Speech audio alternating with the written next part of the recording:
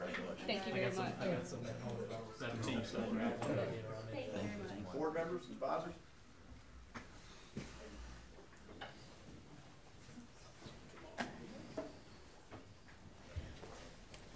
Okay, so we're going to get two rows. Let me get some here. Come up front.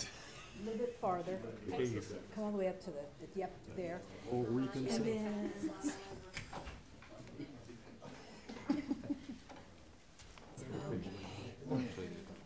let's get everybody in. Yep, just a little bit, yeah. A little bit, come up just a little bit. Come on, let the kids go. All right, yeah, there you go. Absolutely. There we go.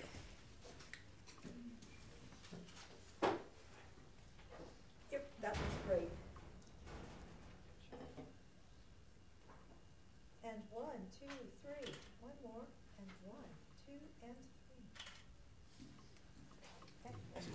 I had the honor of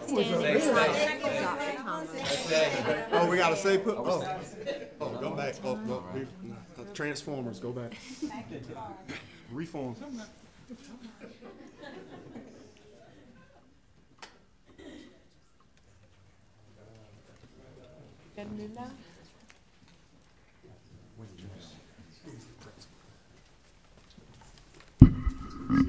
How you doing, Jamar? It's good to see you. Oh, that. Didn't know what to do, and I just remember my friend Lieber. I think next is my thing. I want y'all to say a little bit. Yes. Been knocking out. More than good to see you. Give y'all a little bit. Thank you again.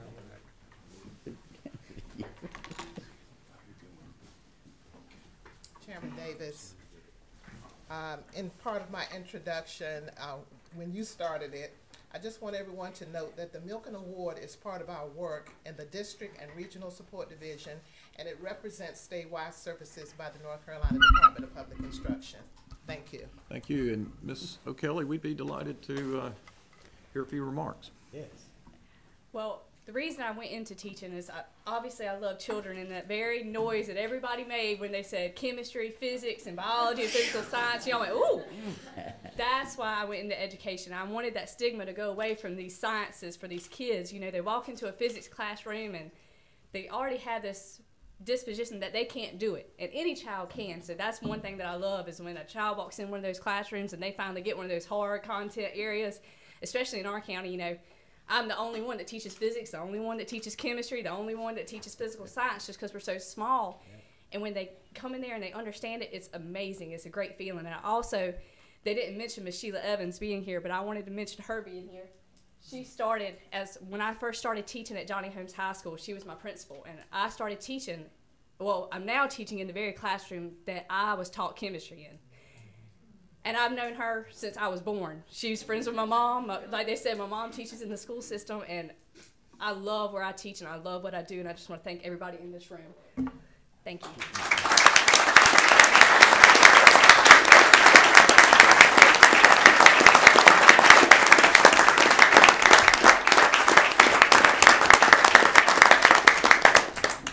Well, Mrs. O'Kelly, we thank you and your family for all that you have done for our students in North Carolina, and for the terrific example you set for all teachers and all of us who are your partners in educating our children.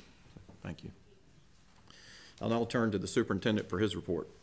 We have a very special guest today, but first I'd like to ask Enan Chowan to come up and tell us a little about what you've done, because what was so great about this event is we were actually able to surprise everyone. Nobody knew this was happening except a few handful of people, but we were able to really celebrate all the hard work that's gone on in the district.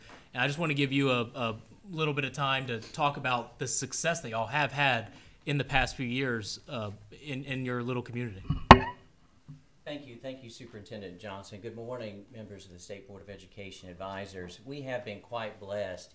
Prior to this school year, I don't know that our school system had actually been invited to the State Board of Education, and now we've been here 3 months this school year, and that's really a testament to the amazing teachers like Rachel O'Kelly, the amazing principals. Two of them, Mr. Wood and Ms. Evans, are here as well. We've a culture that much pre-exists the 6 years I've served in the district of believing that education is the opportunity for our children, of doing everything it takes. And we know that that's happening in all the public schools across our state. We also know that there's a season for everything, and we're in a great season right now. But it's a season where we're truly taking the time to say thank you to the very folks who are making this happen for us, which is our teachers. It's tough to find teachers. We have a difficult time finding teachers, as everyone does, particularly in a small rural area. But when we find our teachers, we try our very best to remove all the obstacles and hurdles and give them what they need to do, because they're making an amazing difference. And when you have a teacher like Rachel O'Kelly, who is teaching in the room she taught in, that's a testament to what makes our state so great. When people in our community say, this community, I love this place, and I'm going to give my life back to this place, just like Rachel did and is, just like her mother is, just like the others in our school system, great things happen.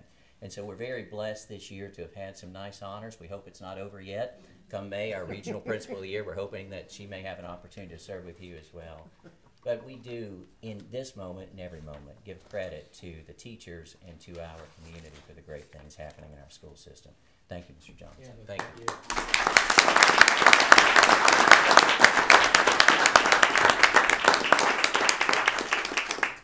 Okay, and I had an amazing visit this morning with some wonderful people, and that you might be able to notice who additionally is in the room today.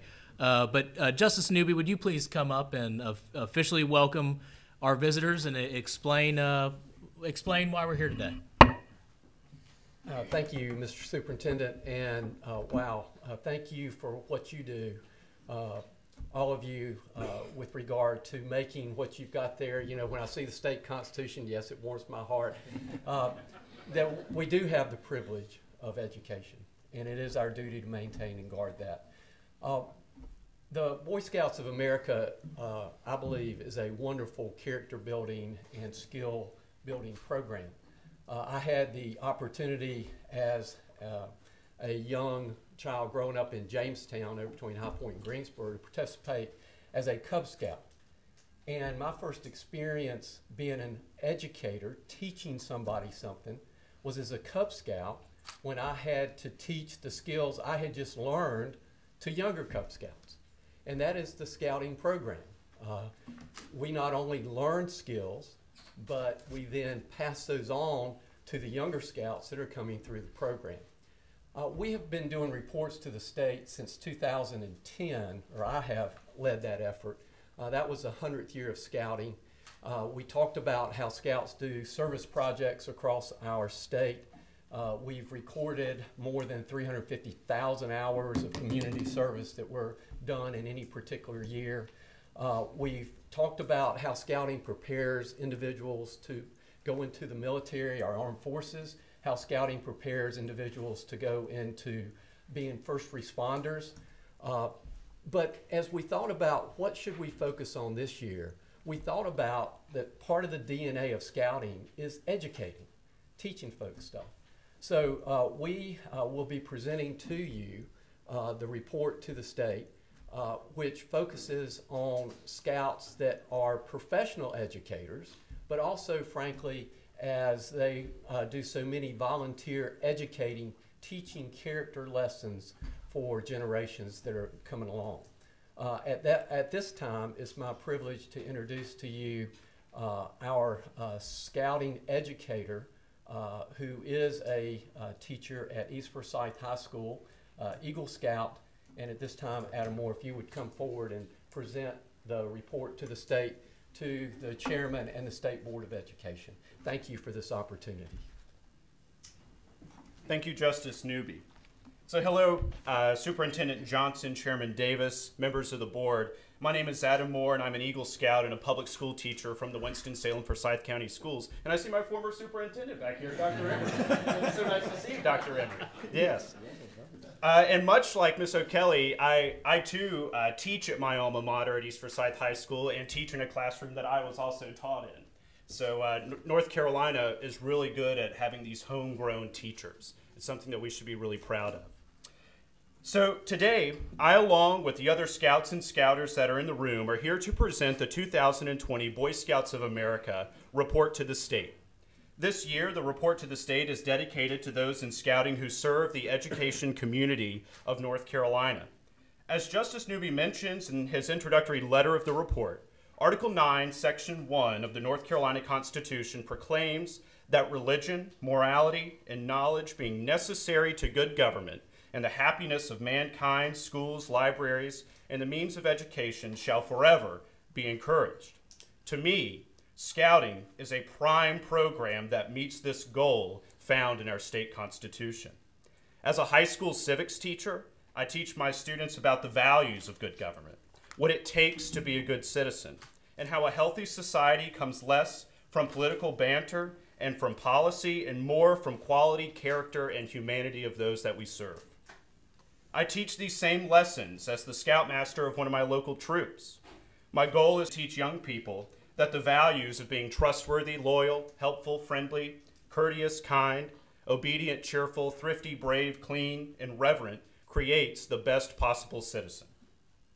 I want my scouts to follow our state motto, esse quam videre, meaning to be rather than to seem. Scout leaders, much like the ones that you see behind me today, are working across our state to guide young people in doing just this, doing the right thing, even when nobody else is watching. This report recognizes a number of phenomenal scouters and educators from across the state of North Carolina, such as Dr. Richard Dean, a 1957 Eagle Scout, who served as the president and CEO of Wake Forest University's Health Sciences and the director of the Wake Forest University Baptist Medical Center in Winston-Salem. We recognize the late Dr. John T. Caldwell, an Eagle Scout who served as the president of the University of Arkansas, but more notably to us, as the 8th Chancellor of North Carolina State University. Dr. Caldwell mentions that scouting as a youth gave him a rewarding feeling for doing constructive and worthwhile things with his time while in his troop. We feature former Governor Terry Sanford, an Eagle Scout from Laurinburg, North Carolina, who urged the state legislature to make a $100 million investment in the invigoration of public schools in our state. Governor Sanford also launched the effort to create institutions of higher learning in Charlotte, Asheville, and Wilmington, which are all thriving universities today, along with the development of a robust community college system for a more educated, quality, and efficient North Carolina. More recently, Justice Paul Newby, most known for his role as the Senior Associate Justice of the North Carolina Supreme Court, is an adjunct professor at Campbell University School of Law, where he teaches courses on state constitutional law and appellate practices. Justice Newby continues to serve scouting in a number of capacities, but most notably today is the chair of the BSA Report to the State Committee and the primary organizer of today's event. So if we can take a moment to recognize Justice Newby.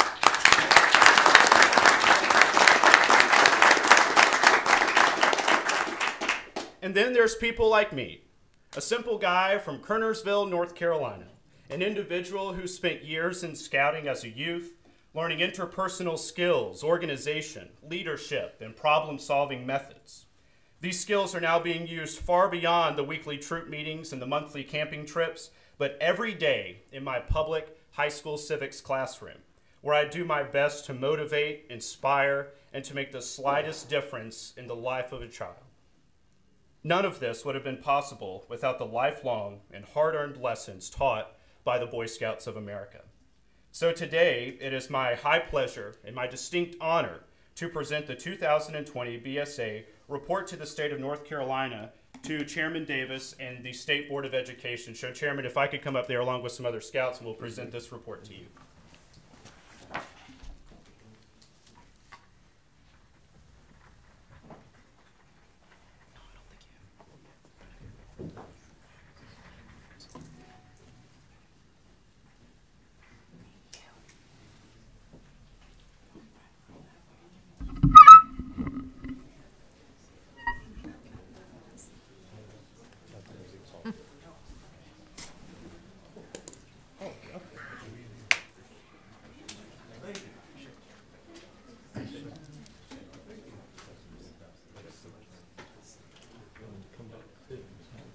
Yeah, so some of our scouts are going to deliver some hard copies of the reports to the members. I'm not sure we can just. Oh, yeah? We ask, and unless we had a copy for the audience, I'm still. Okay. Sure. Sorry. It's on e-board. Yeah. It's on e-board. So are we okay doing it? Oh, that'd be great. That'd be wonderful. It'd be such an honor for these folks to do that. I want one. Yeah, let's put one right there.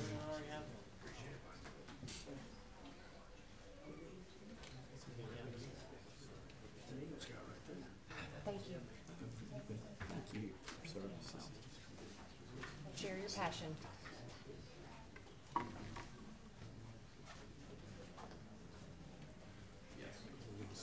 So young scouts, y'all come up here, please.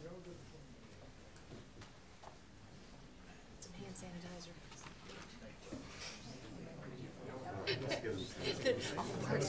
Phone died. No, I'm not an This one, I love this.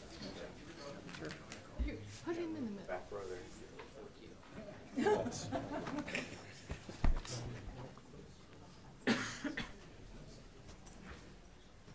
Just maybe you just swing around a little bit. Just there you go.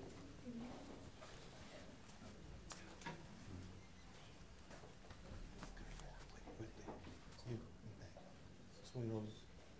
Come on. Right there. Right between. Just split your shoulders. Right. Table right there. Oh, it's a table. Sorry. Didn't realize that. Sorry. Okay. Right there. Good.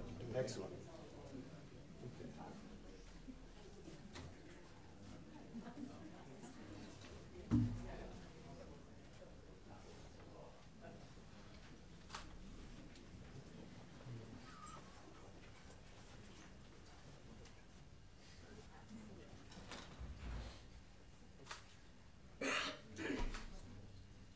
Excellent. And 1, 2, and 3, and one more. 1, 2, and 3. May we impose and ask the board to join us with that? I'm sorry. Absolutely. Would that be okay? Okay, that's a lot of people. Okay. That's cool.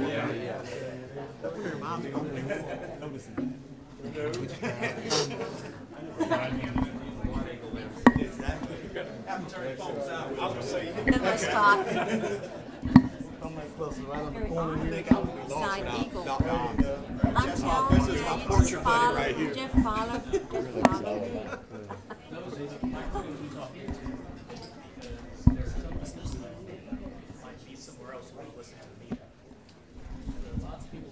Doesn't like being politically talk.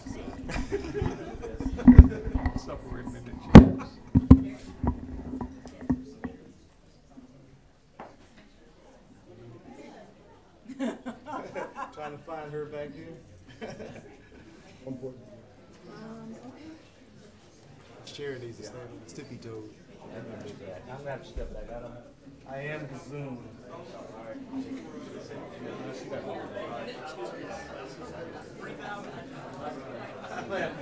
I'm the Zoom.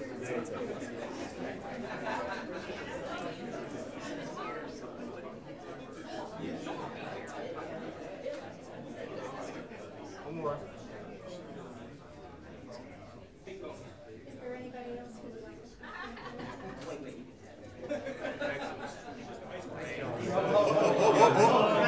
Stay in place. Picture. And 1, 2, and 3, and one more. 1, 2, and 3. Thank you. I don't know what my Thursdays are like when I come over. Nobody else is.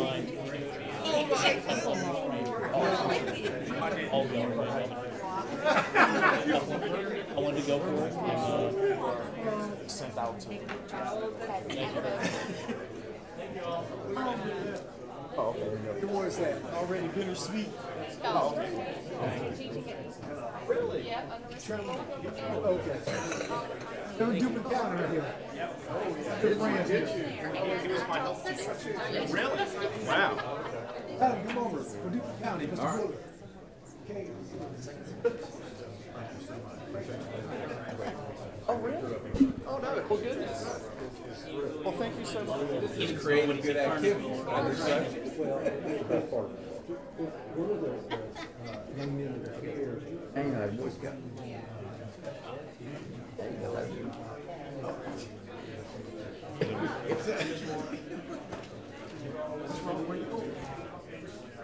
I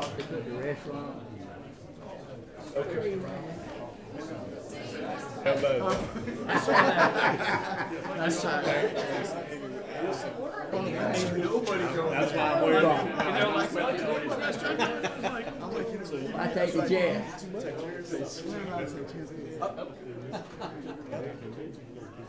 That's our only. That's our only. That's The kids think I'm crazy, but I will train myself to touch my face. Perfect. Thank you so much. What you do?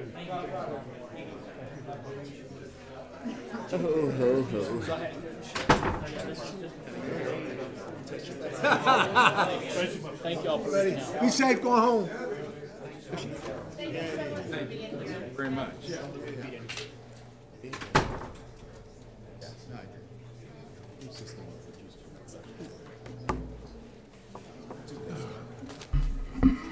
Thank y'all, and thank you, Justice Newby. Thank you to the Scouts, and thank you to Graham Wilson, who also helped coordinate that. He's been very actively involved. I'll keep it brief with the other items. We're very excited. The Teacher Working Conditions Survey has launched. We are really going to be reaching out throughout this month to get hopefully up to 95% completion rate or higher. We're very excited. We broke the record last time. We've identified where we need to close some gaps in order to be the top state in the nation for completion rate, and we're going to make it this year, and I'm very excited about that. I'll talk more about it next Superintendent's Report, but we are going to be giving out Purple Star Awards in April. We're excited about this new program to honor schools that are most military friendly. We will have schools that obviously are by our military installations, but also we'll have them throughout the state, even as far west as up in the mountains. We have military friendly schools. That's a very important part of our service here in North Carolina. I want to give a shout out to the curriculum instruction team. They've started a new practice. They're orchestrating success, and they've got a wall. It's showing that a lot of hard work's going on, and especially with curriculum instruction. The update on the Common Core survey, if you had not already gotten that, I sent you the results. We did that pulse check with the parents and teachers of North Carolina. We are now diving into what potential next steps could be, and we're actually going to wait. We're also going to see there are some third-party organization think tanks that are going to be looking at what Florida did and also assessing, and we're going to be talking about next steps there as well. So a very, very exciting time, lots going on. Appreciate, again, the Scouts coming in and presenting to us. Thank you. Thank you, Superintendent Johnson. We'll now proceed to the 2 remaining committee meetings, and following that, our committee reports. I'll remind committee chairs in the audience that all voting on consent and any item requiring action will be done at the end of the agenda via roll call. Our first committee meeting is the Transformation Committee, which is charged with implementing the recommendations from the Ernst & Young report, and I'll turn to the Deputy Superintendent, Ms. Johnston, to begin this report. Thank you. We're delighted to have our new TMO manager, Dr. Sheree McLam, who will be presenting this today for you. Sheree?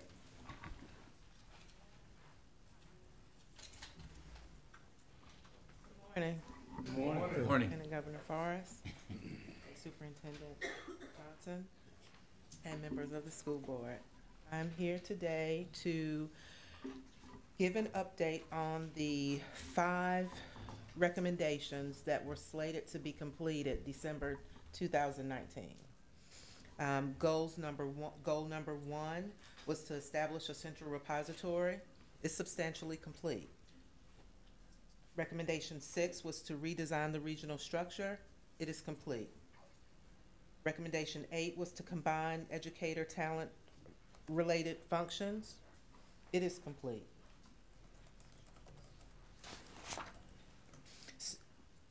Recommendation 10 was to centralize shadow IT and consolidate the IT organization. It is complete. Recommendation 12 was to implement a vendor-first approach for application services and prioritize cloud hosting. It is complete. Each of these goals that I will explain, have short-term goals, medium-term goals, and long-term goals. The short-term goals are from 0 to 12 months, which would have been December 2019. The medium-term goals, 12 to 24 months, which is the area that we're in now, and then the longer-term goal was down the road. So the first goal that was slated to be completed December, you'll see that they have both short and medium-term goals. The first two goals are completed at 100%. The design of the data management framework and the data management reporting, the DMR, for the org structure is complete to do that. And the architectural design of the operational data stores was based on the Common Education Data Standards model, leveraging the data management group, and all supporting staff are in place. The second goal was to expand or stand up a central repository through a vendor. This has been completed. The central repository has been stood up in conjunction with GDAC. To come down to the fourth goal, which is a medium-term goal, but interconnected with that one, is to implement the central repository. So first was to stand it up and then was to implement it. And so we have a timeline for that one. It's 80% complete, but to stand up the IODS, we're looking at April of 2020. And then for alignment, May. To load input and output data specifications, June. To move IODS into production, July of 2020 of this year, and then to upgrade CEDARS, September. So we're looking at the medium-term goal to be completed well within the 24 months of a medium-term goal. So moving back to the third goal, the design of the technical integration architecture, that was both a short and medium-term goal. We're at 95%. For that goal, SODS implementation is complete. They're now adding the additional data feeds and creating reporting data warehouses utilizing the input-output data specifications. The next goal, to develop data analytics strategy and roadmap. Version 1 of the data and analytics strategy is complete. Job descriptions have been written to include analytics. Training has been procured and provided to staff. As stated earlier, July of 2020, they're going to upgrade CEDARS and put IODS in production in July, and then upgrade CEDARS in September. So we're still on that same timeline for that goal as well. The last one is the ETL process from source systems in the central repository. This is a medium-term goal, and you will see through the update is interconnected with the other goals because the data sources that are coming in are also in the EY recommendation reports. So you'll hear that as I move through the update. The ETL process will be defined for known sources beyond statistical information systems. To include finance, teacher recruitment, application tracking, job vacancies, and accountability. And again, that's on course for December of 2020, after it stood up and updated in September of 2020. The next recommendation is recommendation 6, the redesign of the regional structure to better coordinate and differentiate identified supports to LEAs. All of the goals for this recommendation have been completed. To establish regional teams, the regional support models will celebrate 1 year this month. All RCMs are in place and have strong communication and rapport with their districts. A satisfaction survey will be administered this month.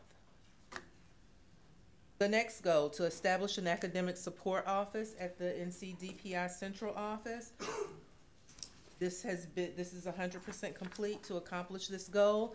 The former guiding coalition. Yes, thank you. Sorry about that. To establish the Academic Support Office at the NCDPI Central Office has been complete. To accomplish this, the forming guiding coalition meetings have been changed to regional support briefings. These briefings follow the monthly agency directors meeting and is more inclusive and respectful of time. The attendance has been improved by 20%. The last goal for recommendation 6 is to develop and implement dual supervision and evaluation for regional support teams. This has also been completed. Regional support teams' dual evaluation system has been implemented for the work of 84 team members, and it has received positive feedback.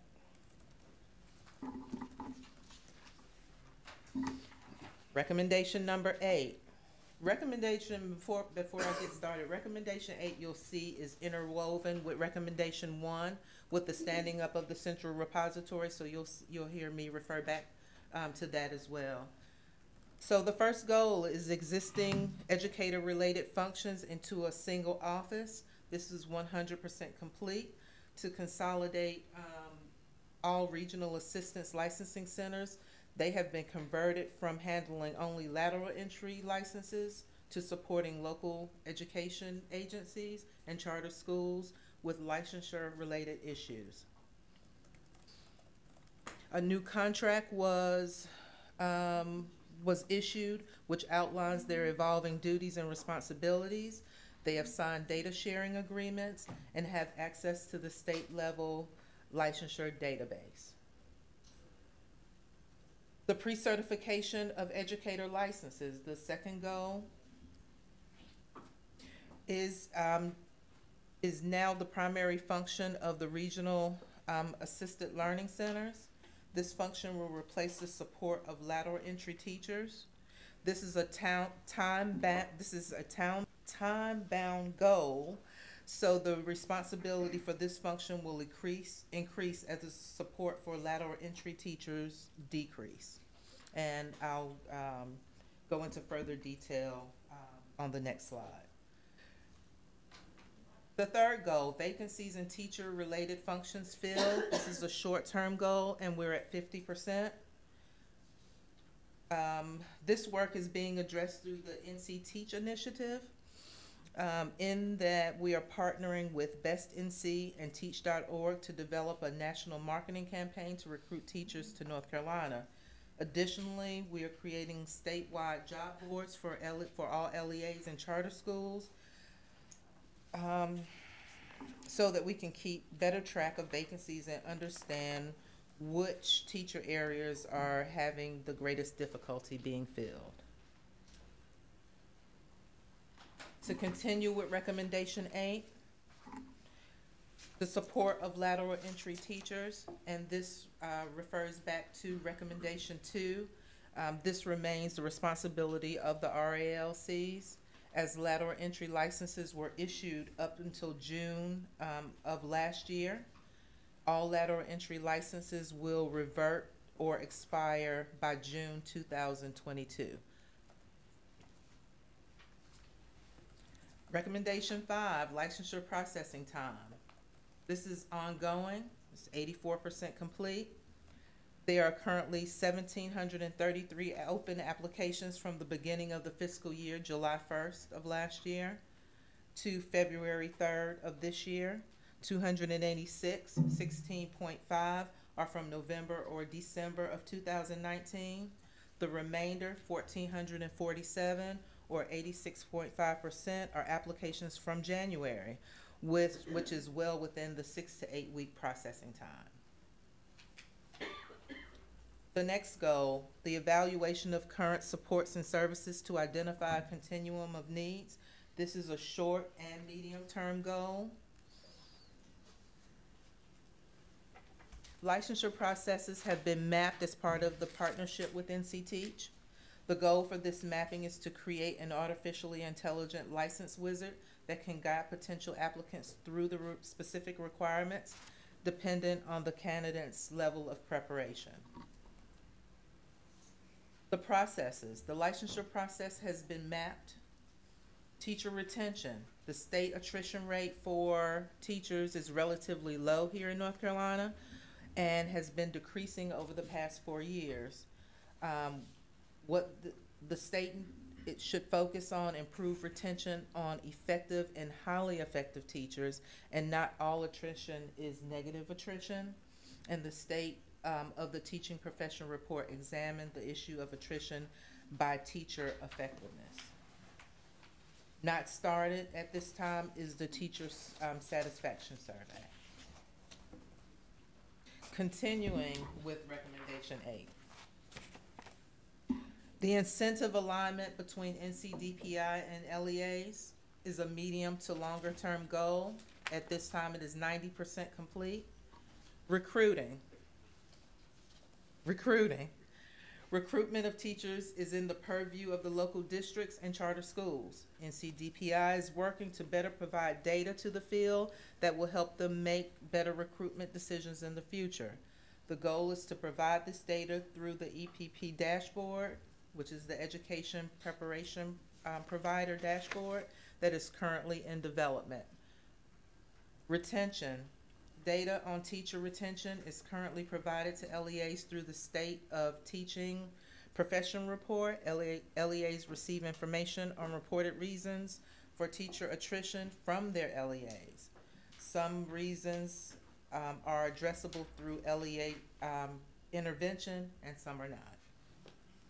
Highly qualified educators. The high quality teacher bonus is available to all beginning teachers who demonstrate high performance on the pedagogy examination, the teacher education performance assessment, or the PPAT assessment. These teachers have the opportunity to advance up to 3 steps on the teacher salary scale. And again, that recommendation is 90% complete. The last goal for recommendation 8 is data sharing. And this too is connected to recommendation 1, which is in a continuum. The elimination of work in silos. We are currently working with other areas of the agency on policy creation and data analysis. There is much room for improvement on this issue, and we are prepared to participate in the agency-wide effort to improve collaboration and cooperation. Increased use of shared data. We are currently working on the ODS in conjunction with the ODS, which is the Operation Data Store, to improve all divisions' access to quality data to conduct their work. And again, that was in conjunction with recommendation number 1, goal 4, to implement a central repository, which is slated to be completed July of 2020.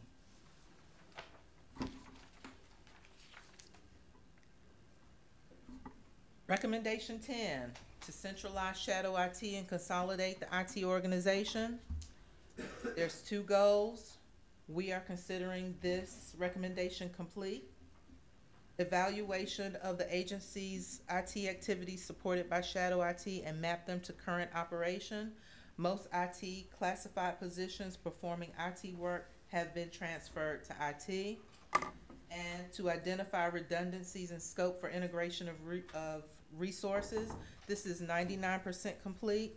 What has been completed, most of the IT classified positions in NCDPI that weren't performing IT roles have been reclassified as non-IT positions. The ongoing work is the remaining few IT classified positions that are not performing IT work will be reclassified soon. There are a couple of IT positions in DTL that remain to be transferred to IT. So.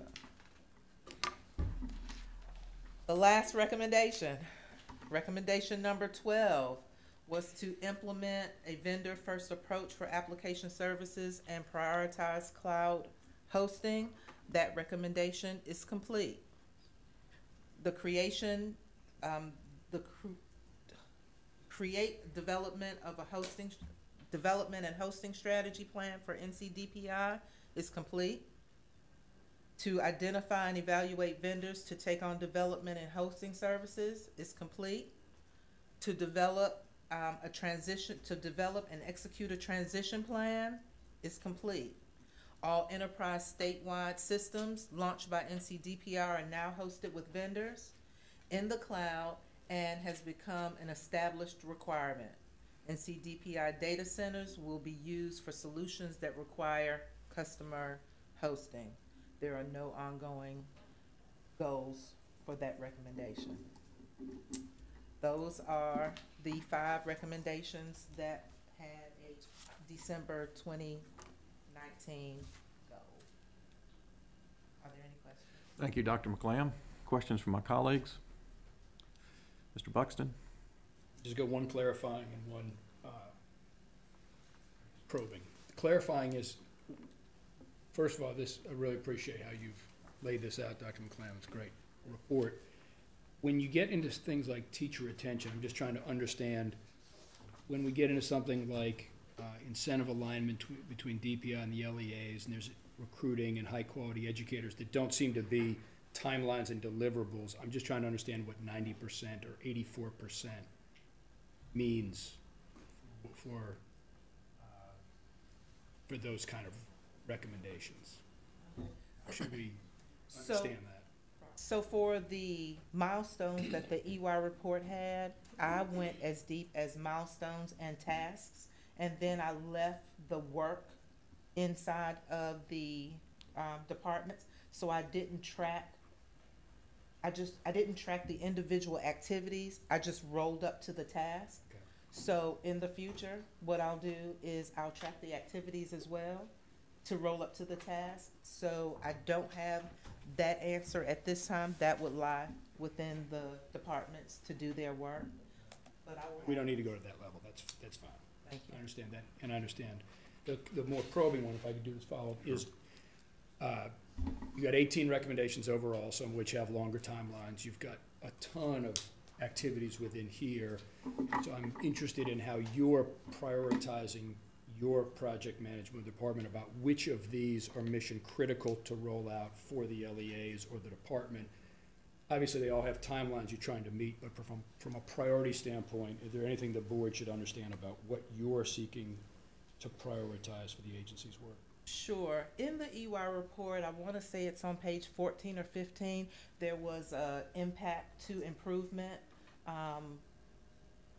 diagram that gave bubbles for the highest impact to the highest improvement to the amount of work that needed to be done. So what I've decided to do over the next 2 intervals of work is to focus on the lower left quadrant, which is high impact, low to medium work output, and see about getting them on a good clip, and then move to, and I want to say, and I made a list, of course I didn't bring it with me, it ended up being about 7 projects that would go on the next iteration. All of those either had mostly short-term and mid-term goals for their recommendation. Any of the long-term, high impact but more difficult ones, I put for the second round. I may start them in the planning stage, but I know that they're going to take longer. So I have divided that representation into 2 different streams of work. I have created projects for all of those. Like I said, I take the milestones and put them into a project.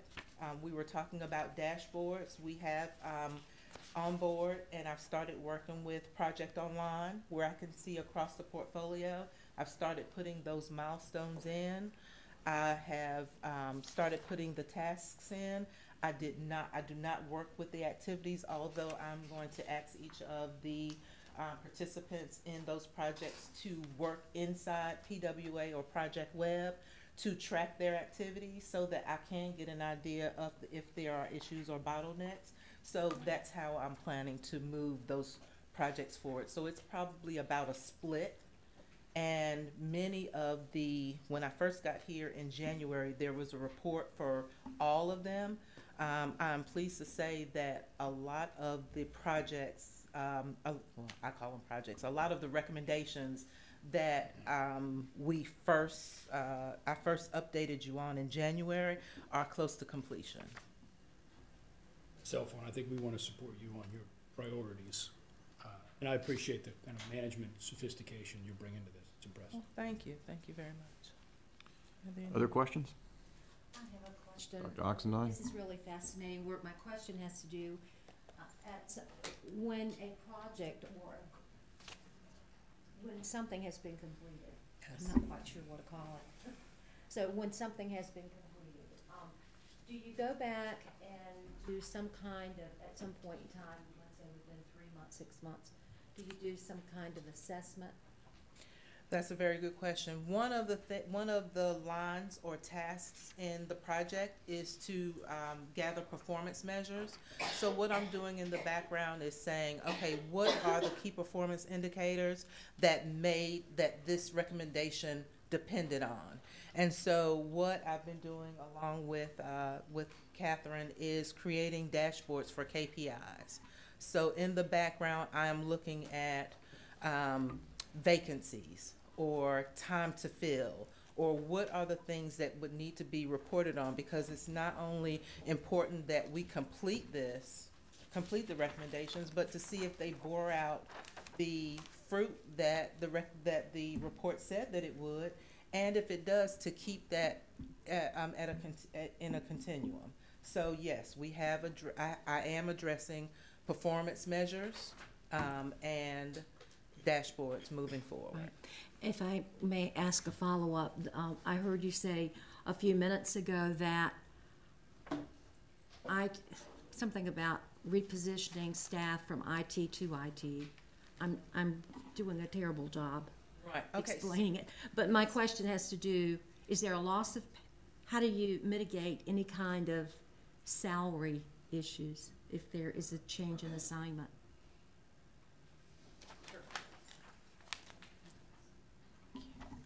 So yeah, a lot of that work has been done up until now, and where there are shadow IT, meaning IT positions that were in other areas and they need to be moved to IT, in reality, most of them are doing the same function. It was just not centrally coordinated in the IT division, and vice versa. There were a few that we identified in IT that were more appropriately in the divisions, and so they've been moved. So at this point, there have not been significant salary adjustments to that. Any other questions? If I may, I just also want to address Mr. Buxton's question, and we are following very closely to the EY report as it was written, and the quadrants she was referring to are on page 30 and 31, and the timelines as well. So as best we can, when we get through those situations, what we're really trying to stick to the recommendations of the outside consultants that came in. And what we've found so far is that this organization over the last year or so has done a fantastic job of really taking this project on in addition to everything else that they're doing day to day.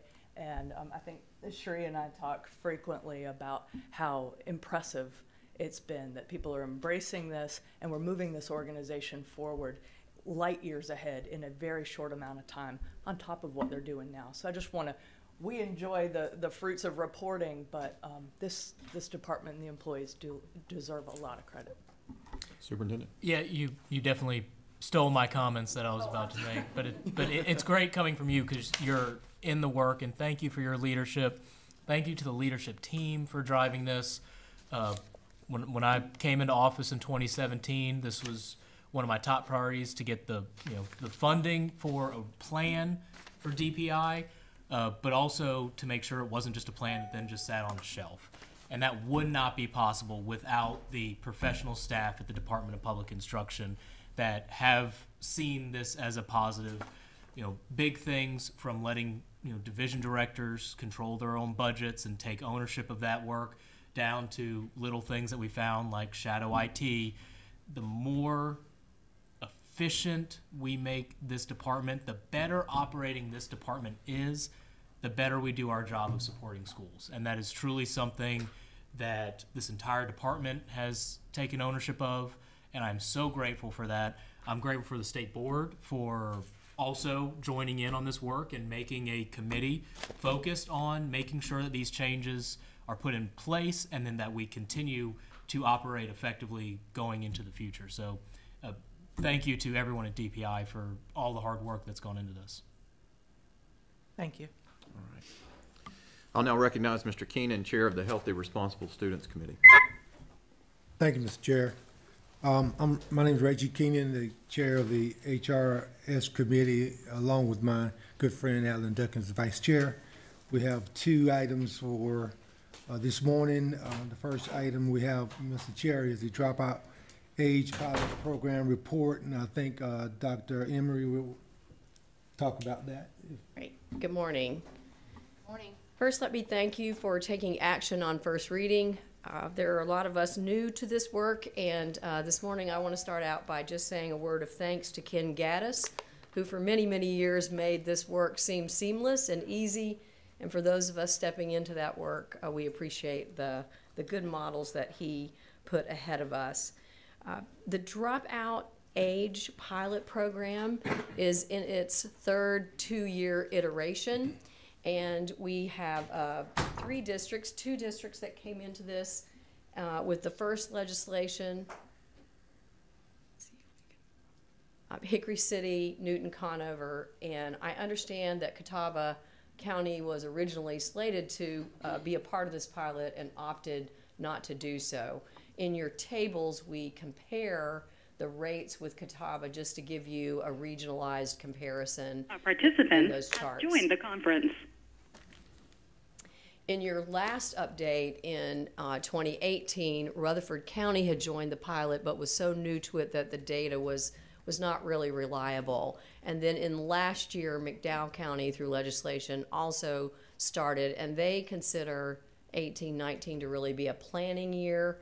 While we've included their data here so you have some historical background, we wouldn't ask you to look at that in terms of impact of this pilot because they really haven't implemented strategies here that show us results.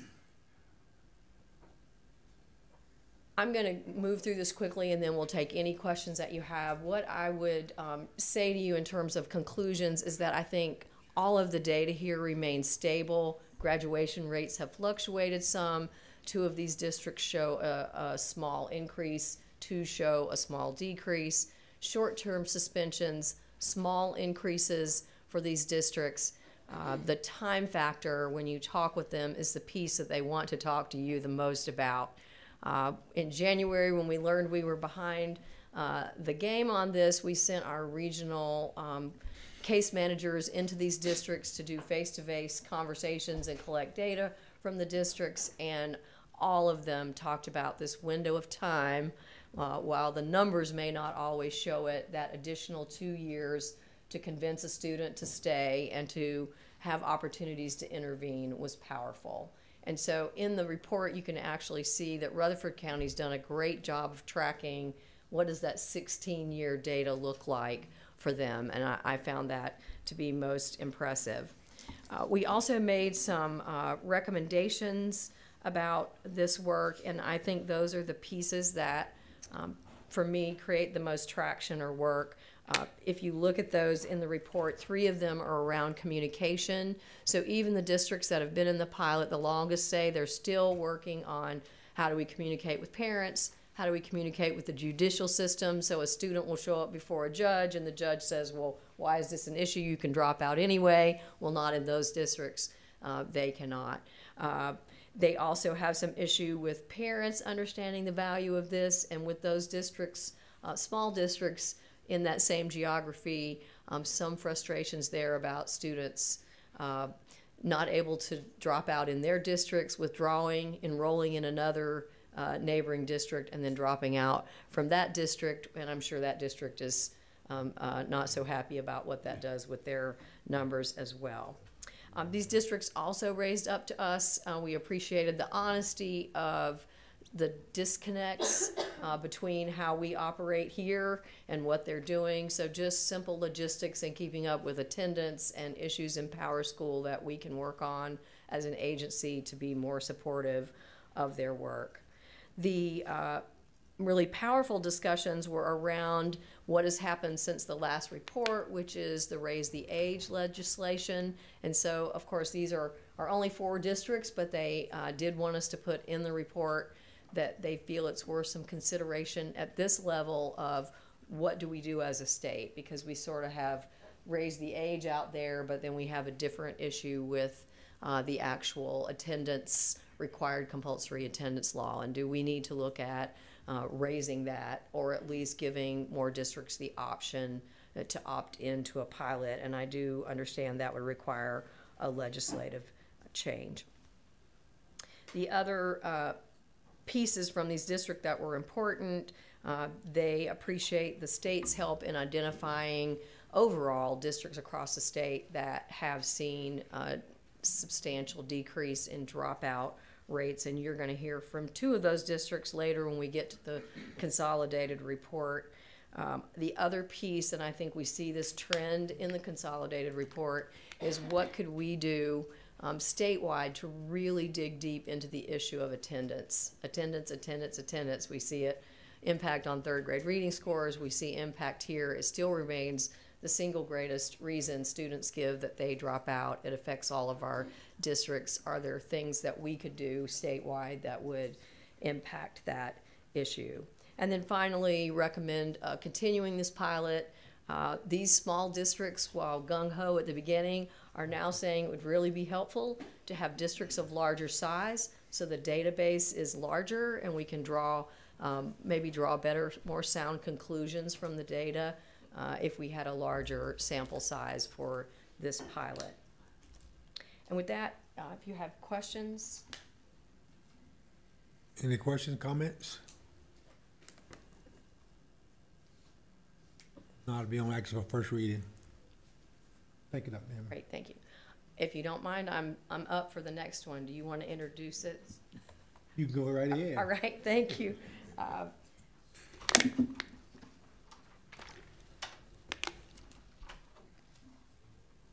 Thank you. While he's changing over, I feel like I tried really hard. I'm not good at motor skills, and so I feel like with Miss White yesterday, I should do like because this is really great news overall for our state, and we're so serious and we have so much work to do. This is a piece that is worth celebrating, and it's a joy for me to introduce what I would call the More Kids Are Staying in School for Lots of Reasons report. I did want to also say, without Ken here, this has really been a collaborative effort, and I would be remiss if I did not thank Erica Berry, who behind the scenes really has put, she was the glue that put all of these pieces together. Carl Pond, Joe Mamoni, Amy Powell-Moman, Chloe Gossage, all of whom I inherited this. I would have not been able to even be close to giving you a report on time without their hard work. I also want you to know that last week we sent all of these data tables to our superintendents and public information officers via the secure shell that we send accountability data with a letter, and we've had really great response from the field thanking us because this goes public today, and it gave them a chance to be prepared for their own local media with the report.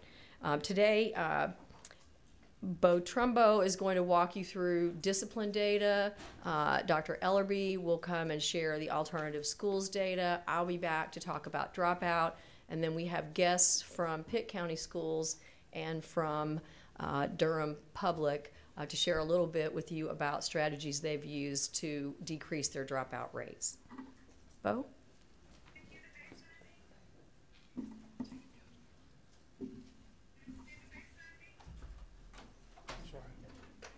Thank you, Dr. Emery. It's my first time before the board, so I appreciate the opportunity to be in front of you, Chairman Davis, Vice Chairman Duncan, members of the board, to give the 2018-2019 Consolidated Data Report. And bear with me. Based on the statutory requirements, I think we're all aware of what those are and the requirements of the reporting structure. As you'll see, the 6 annual reports that are part of the Consolidated Data Report, of which I'll take care of the first 4, and then Dr. Ellerby and Bev indicated before she would follow up with the dropouts. What I try to do from the Center for Safer Schools is try to work with those that are a lot smarter than I am and how they compile the data, use the codes that the relationships they have with the data managers at the district level, and then use them as we apply our resources, training, and technical assistance as we generate it out of the center.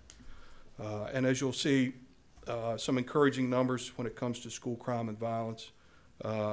The crime has decreased with the 3rd year in a row, with a significant decrease of 9% and 2% from the previous years, which is very encouraging.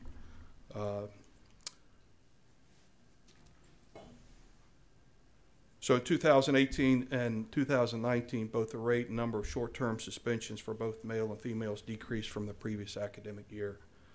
Although 9th graders, out of all the grade levels, received the largest number of short-term and long-term suspensions, for the 5th year in a row, 9th graders saw the greatest decrease as well. So it's a mixed bag there, more for the positive. And that's in comparison to the 2017 and 18 academic year. Relatedly, stand up, the number of long-term suspensions for 9th graders decreased 63% from the 14-15 year.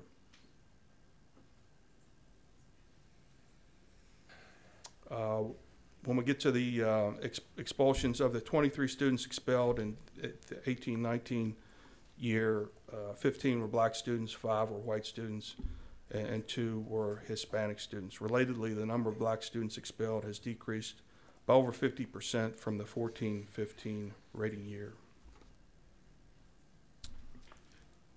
Since the 14-15 academic year, there have been a sharp decrease in the number of long-term suspensions for students in the exceptionality category as well. When we talk about in-school suspensions, the 14-15 academic, since the 14-15 academic year, there's been a sharp decrease in the number of in-school in the number of short-term suspensions, and there has been a steady increase in in-school suspensions. What that tells me from the in-school suspension side of things is that the schools are implementing a management plan that are focused on keeping the kids in school instead of creating what some would term as holidays and getting opportunities to get outside the school.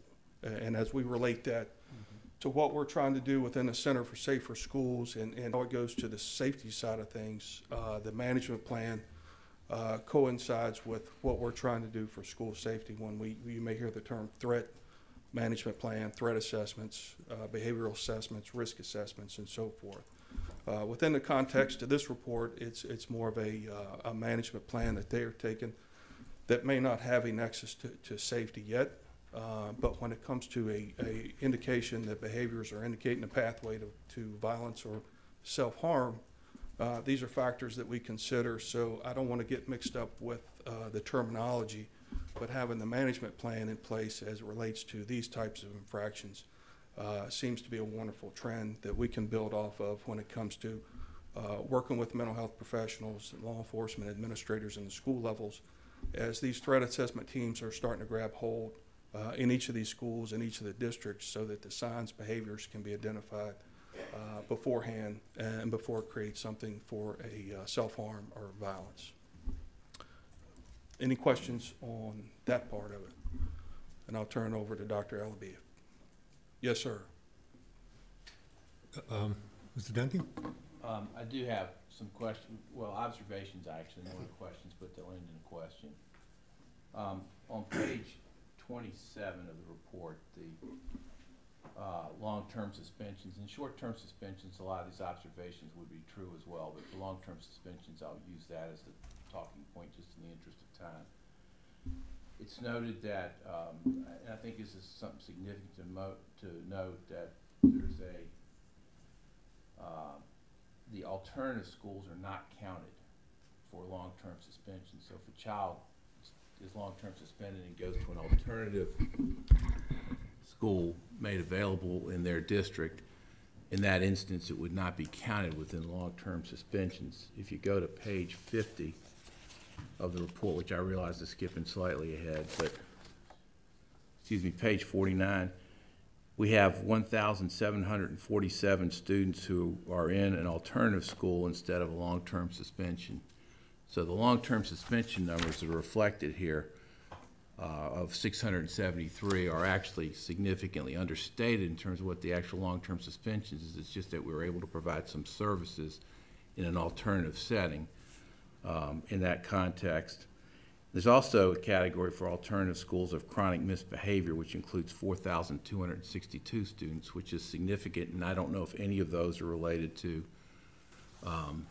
long-term suspension issues. It's hard for me to tell the way the data is stated. You may have more insights on that. Well, from the 1,000-foot view, the alternative learning plan would fall right within that management scope of having an alternative to other indications of long-term suspension and having them create an opportunity to be outside the school environment when in fact they're in an alternative school environment that allows for that connectivity to still be consistent with what they're day-to-day, just in a different environment. So I may take a different spin on what you're looking at from the data side of things, because there's more intelligent folks that grind the data. If I look at the trends of it, it seems like a positive to me. I'm not disagreeing that it's positive, that it's coming down, but I think we ultimately have to look at a couple of equity issues out of this, some of which we can tell from the data, some of which we cannot. Right. And so whether or not there's more in chronic misbehavior would be important to know for this reason. If you look at page 50 of the report, number of students in alternative schools, there's 728 white students, there's 5,644 students, African-American students, which is about an 8-to-1 ratio. And if that same ratio applies to the long-term suspensions and the chronic misbehaviors, then the disparities in terms of suspensions become greater, because on page 29 for long-term suspensions, on the per 100,000 enrolled rate for African-American students, it's 85. For white students, it's 21. So there's a 4-to-1 ratio in terms of disciplinary suspensions that are reflected by that data as part of the report, and it appears it's actually worse if you take into account the alternative schools issues. And alternative schools are great, but I don't know any, I would be glad for any superintendent to weigh in. I don't think superintendents, I think they typically would have to say, we are proud to provide that, we want to provide that. It's not the same as being in your home school. There are differences in terms of what we can offer. There's limitations, and so that combined with a 73-day stay on average, and as Dr. Emery already commented, attendance is critical to the success of our students. We need to be focused on this disparity. The information I think that's missing, or concerns me, is that we could lead ourselves to a false narrative here, which the false narrative would be, or may not be false, but it's not tested. The narrative would be that African American students are suspended at a much higher rate, 4 times higher rate, because they misbehave more. That would be the narrative.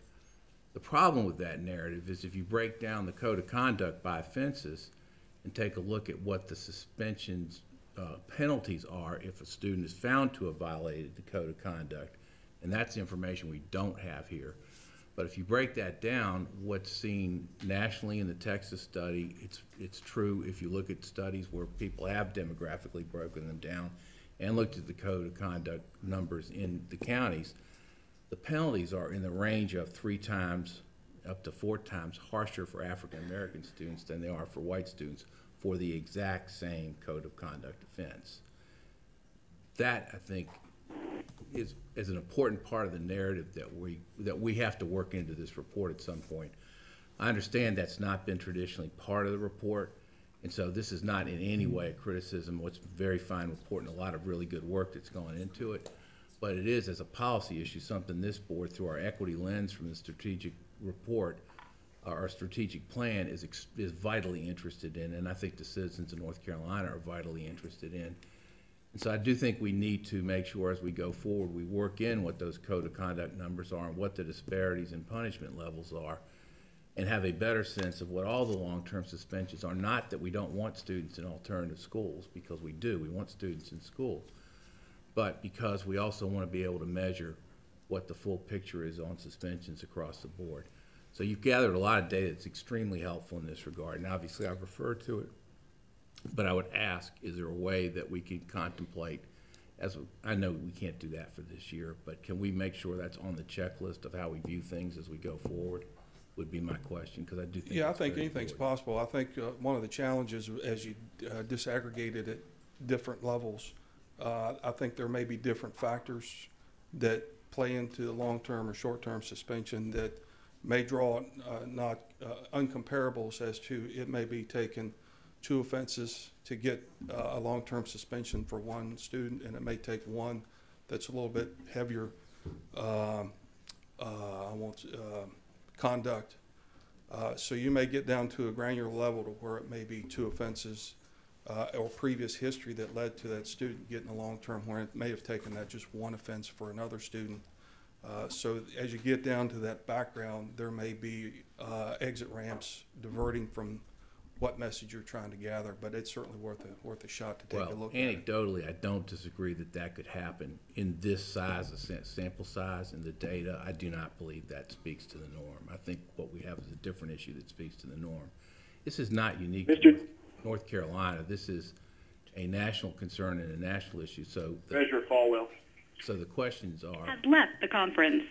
The questions really are, can we make sure we have a strong handle on our data so we know best how to make sure we apply that equity lens that is so important for all students, because we don't want any of them absent, and certainly not for 73 days on average as we go forward. And absolutely, because I think it benefits what you're looking for, and also benefits what we in the center are looking for as to these trends and what behaviors, regardless of race, gender, whatever, male, any of that. I'm looking for behavioral activities that give us an opportunity to where to apply our resources and so forth. So I think they work hand in glove with what you're doing. Tell you the truth. If I could make one last note, I would say the Hispanic student rate was much higher than the white rate at one point. That appears to have actually, on a proportional basis, evened out over the last several years. So it does appear that some attention has been paid in a meaningful way in that regard. I don't know what the penalty looks like, though, until we get that additional data. But American Indian and multiracial also appear very significantly out of proportion in terms of these suspension rates. And so again, we want to, I focused on African American because it's so pronounced and because it's the largest ethnic group that we're dealing with here. But these other ethnic groups are also important to include as we evaluate and study, because every child is precious, regardless of their background. Absolutely. Thank you. Yeah, we agree with Mr. Chair, this is Mr. Ford. May I chime in? Please do. So I want to preface by saying that my commentary may come off as sharp. That is not intentional. I'm just incredibly passionate about this topic, so I wanted to preface by saying that. So this is probably my 4th or 5th time seeing this report, dating all the way back to my time as State Teacher of the Year. And every time this report has come up, the comments that I just heard expressed by Vice Chair Duncan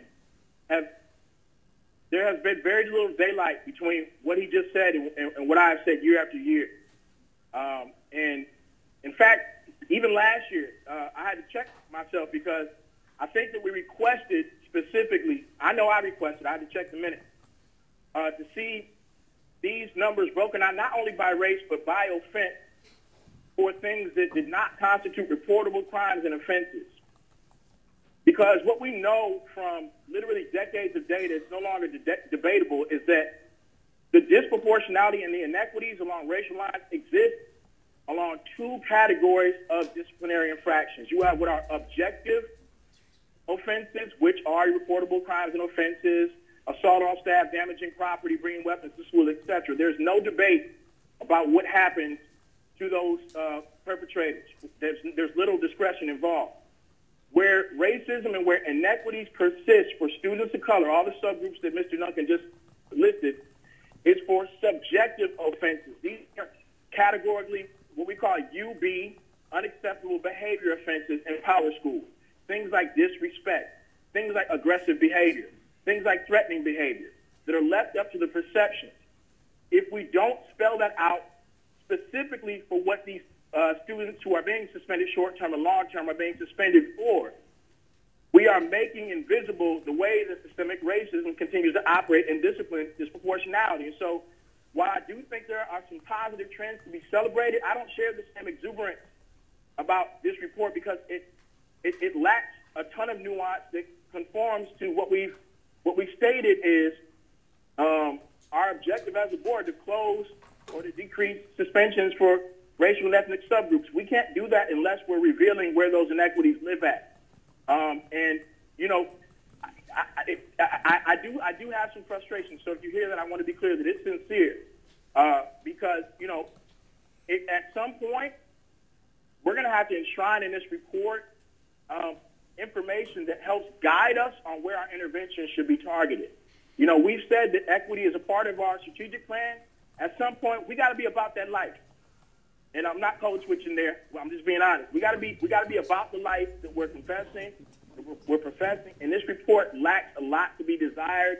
And for me, like, these aren't just, they're not numbers. They're students that I know, they're faces that I know, they're Native, they're Latinx, they're mixed race kids who are being denied of class time. We know it correlates with chronic absenteeism. We know that it also correlates with dropout. If we're not spelling out why kids are being suspended short term, we can't really explain or even tell administrators what to do to prevent that. So we got to make it plain. Thank you, Mr. Ford. Mr. Patrick. Mr. Miller. Thank you, sir. Wanted to add a point of clarification to what Mr. Duncan was saying about alternative schools.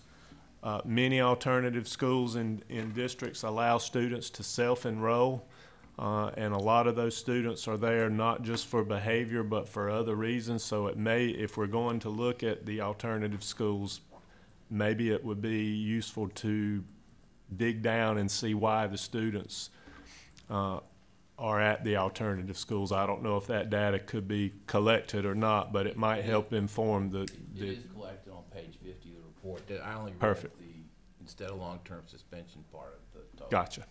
Thank you. Ms. Oxenden? Yes, thank you. A question about the placement or the referral, it's not a referral, it's placement of a student in an alternative school setting. And it probably varies from district to district, but is it a permanent placement or is it in and out based on positive changes in the student's behavior? Good morning to everyone. Good morning. And I'd like to preference this conversation in that this is one of the reasons why Joe Momoni, Dr. Stiegel met with me on the behalf of the superintendent to talk about things that we can do to better address the needs and this type of report concerning alternative learning programs in schools.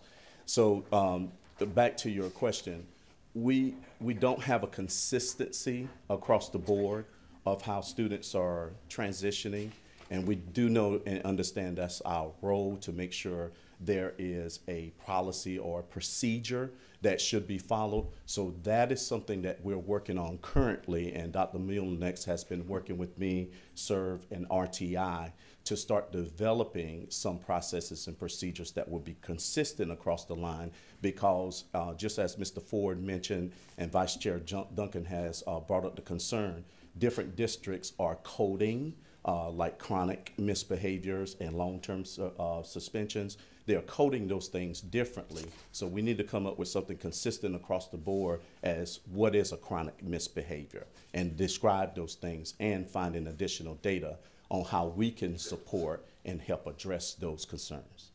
And this would probably be a bit cumbersome, I would think, to get data gathering around this area, but to know, it's always intrigued me in terms of where the the disruptive behavior occurs during the day? Is it in a class setting, or is it in lunchroom, or is it on the camp? Is it in the school bus, or just where? And it would be, I think that would be very useful information if we're looking for some long-term improvement solution to this.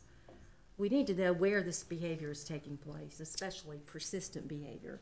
Yes, and I totally agree with you, and that's why we want to be able to not only see the overview data, but be able to dig down deeper into it, because just as the slides you see now, there's been a little bit of a decrease as far as the number of students that are being placed in alternative programs and schools, but as we can see, the African American and American Indian, to my surprise, have a higher rate of being admitted into these types of programs, and then it's followed by the multiracial.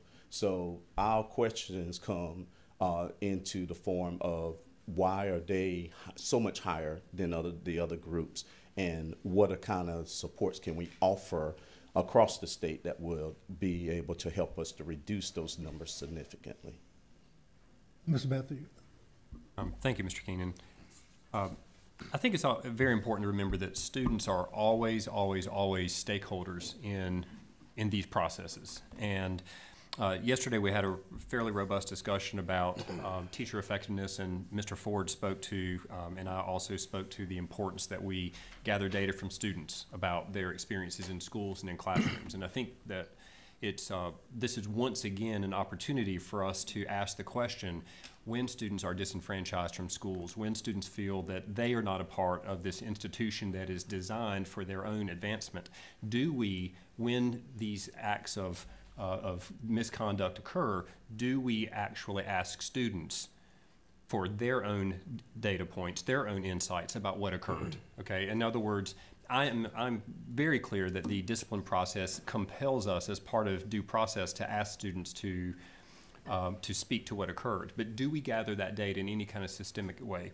And so I think, once again, this is a call for a student learning condition survey, not necessarily as a part of the accountability model that we discussed yesterday, but just in general, we must begin asking students for their insights as to what their school experiences are if we want to develop schools that truly promote a sense of belonging, a sense of inclusion, a sense of self-efficacy, a sense of student agency, and a sense of hope and opportunity for young people. I think this is critical. I do have just a general data question, and this has to do with the nature of the report and the kinds of data that we collect. Do we have data upon which schools in our state use restorative justice and restitution type practices? Do we have that kind of data which would allow us to, at some level, disaggregate this data from districts that are using restorative justice practices and districts that may not be using restorative justice practices, as just a way programmatically of evaluating the effectiveness of those programs? Second question I have is, do we have, or could we set in motion practices to gather data about the effectiveness of the school justice partnerships that we heard about in November, and whether or not those school justice partnerships, which are growing very quickly, particularly in eastern North Carolina — I see Pitt County Superintendent is here, and I know Martin and a number of counties in that area have implemented school justice partnerships. I'd be very interested in moving forward if those partnerships are helping us to reduce long-term suspensions in those areas. I think we ought to gather that data so that we can have a more nuanced understanding of, not in terms of program evaluation, but whether or not the data indicates that those partnerships may be useful. A third piece I think would be very interesting is, with the tremendous investment we've made in principal preparation programs in North Carolina through the Northeast Leadership Academy, principal fellows programs, et cetera, it would be very interesting to me to look at school-based data when you have a Northeast Leadership Academy principal in those schools and the commitments they have made to social justice and to restorative practices. Do we see discipline data going down in those schools, long-term suspension rates going down in schools where the state has made a huge investment in the principal? And then the fourth question I would have, and this is my last one, is, could this data be disaggregated at some level by Tier 1, Tier 2, Tier 3 counties so that we're able to see whether or not we have pockets of concentration in areas where affluence is lacking? Thank you. Okay. I'd like to make more I'm sorry. Mr. Sheriff, may I please be allowed to speak? Go ahead, Mr. Ford. I'd like to make 2 recommendations if we could. I'd like for them to be included in the record. I would like, since we have all of the reason codes that are associated with each offense in Power School, right? Since a suspension or even a referral has to be coded in Power School, and the reason that each child has to be suspended is part of the process, can we include in our next year's report, please, the codes for what will be considered subjective offenses that are not the reportable crimes and offenses? We do a good job of laying those out. But the unacceptable behaviors, what those are. And as a second recommendation, for our overrepresented groups, our Black, our Native American, and our multiracial students, can we please have a table that shows us what offenses they are being suspended for? I feel like that'll be instructive and helpful for us as a board, but also for districts to know what are these kids of color being suspended for. We find that there are subjective offenses like disrespect and insubordination. Those are places where implicit biases and interpretation often lead to disproportionality for students of color. That helps us have a line on how to proceed, and it lets us know where the problem lies. But those would be 2 recommendations I would like to see in our next year's report. Thank you, Mr. Ford. Mr. Wallace? Yeah, and real quick, I know we've been going a minute for this, but just wanted to make sure to get it on the record that teacher perception drives that increase in subjectivity. As an administrator and a principal, you want to wholeheartedly support your teachers and make sure they keep controlling their class, they keep control when they're on duty. I mean, that's our job, to make sure that we support our teachers. But when you start seeing those increases in disrespect, insubordination, aggressive behavior, threatening behavior, this and that, sometimes that can be misinterpreted due to the lack of cross-cultural training. And we brought some people in this year. I'm an extremely rural school. We're 60-30, and then the rest is et cetera.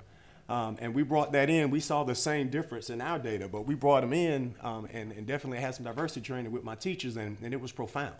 And in those areas, our referral rate has decreased substantially, because no longer is 3 and 5 days thrown at, the rolling of the eyes or the smacking of the hips or the nonverbals or the shaking of the head. You know how ethnic we can get, code switch, But also in other cultures, it's silence. Some cultures teach their children, don't you look, authority in the eye. And then we take that, you look me in the eye, we take that. So that subjectivity and that lack of training, sometimes we don't know what we don't know. And then we're just going the way we've always had. So I don't know how we can do that from a DPI level or state board level, but I will say to the principals across this state, know that sometimes it's our responsibility to train our staff, especially when it comes to cross-cultural diversity. And I just want to make sure they got in the record.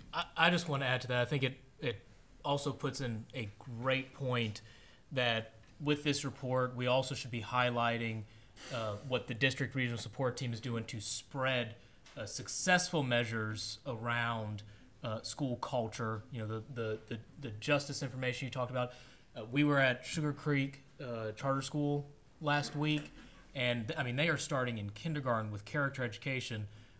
Exactly what you're saying. So much of their student population is coming from a place where they might not be shaking hands in kindergarten, looking in the eye, and I think all that also plays into it.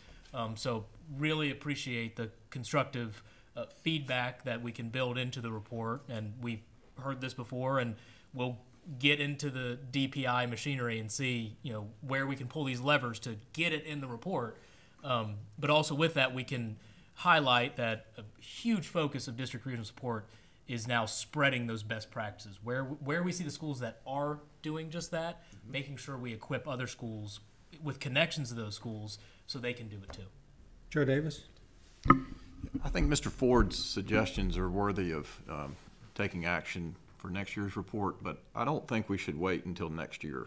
I agree. I think if you could follow Mr. Ford's suggestion on this data, and Mr. Keenan through your committee, I think this is work that we need to do now in support of our strategic plan, and then we'll see what kind of results are produced the next time we pull this report together. Mr. Chair, I have a couple comments on this topic. I appreciate everything that's been said thus far on this issue, and I strongly advocate and support what Mr. Ford's saying, Mr. Duncan, everybody that's addressed this board today, but this is an issue that I think is an emergency. I really do. Because we talk about dropout, talk about graduation, but all this stems right back, because if you're suspended, I mean, you're not there. I mean, you got to be a part of it. And when you're suspended, so many other factors go into a kid's mind. I'm not worthy, I'm rejected, and a lot of them deal with in life always they're rejected. So what I'm asking this board is, and which your comment indicates, this is something we can't wait on. It's something that we got to do now. We must do it now because, it's, as I said, I see it as an emergency. And like Mr. Ford said, this is not the first time. The information given today is great. Don't get me wrong. I'm not condemning. I'm saying it's great work. But I think as a board, we got to dig deeper, deeper. Sometimes deeper is the answer. I mean, the data is very informative, but I still think we like some things that's got to be done because we need to know that what Mr. Ford said, I'm about to finish, but this is so urgent. I want to make a last comment. Subjective and objective is important. Objective, you could, you got to be accountable. Subjective sort of give you some freeway to do what you want to do in so many ways. Sort of like in a courtroom, they call it discretion for a judge. Discretion allowed the judge to do some things that maybe ordinarily wouldn't do. So I just, again, I'm just touched by all the comments, and we're going to do the right thing, I'm sure, as this board, but it's time, as Mr. Ford said, let's get a little deeper in this thing. Thank you very much. Okay. And also with the support of Deanna, hopefully I can follow up with conversation with Mr. Ford and some of the other requests that were made so that we can make sure that we have documented those things and are addressing the concerns here that have been displayed by the board. Okay. Thank you very much. Next.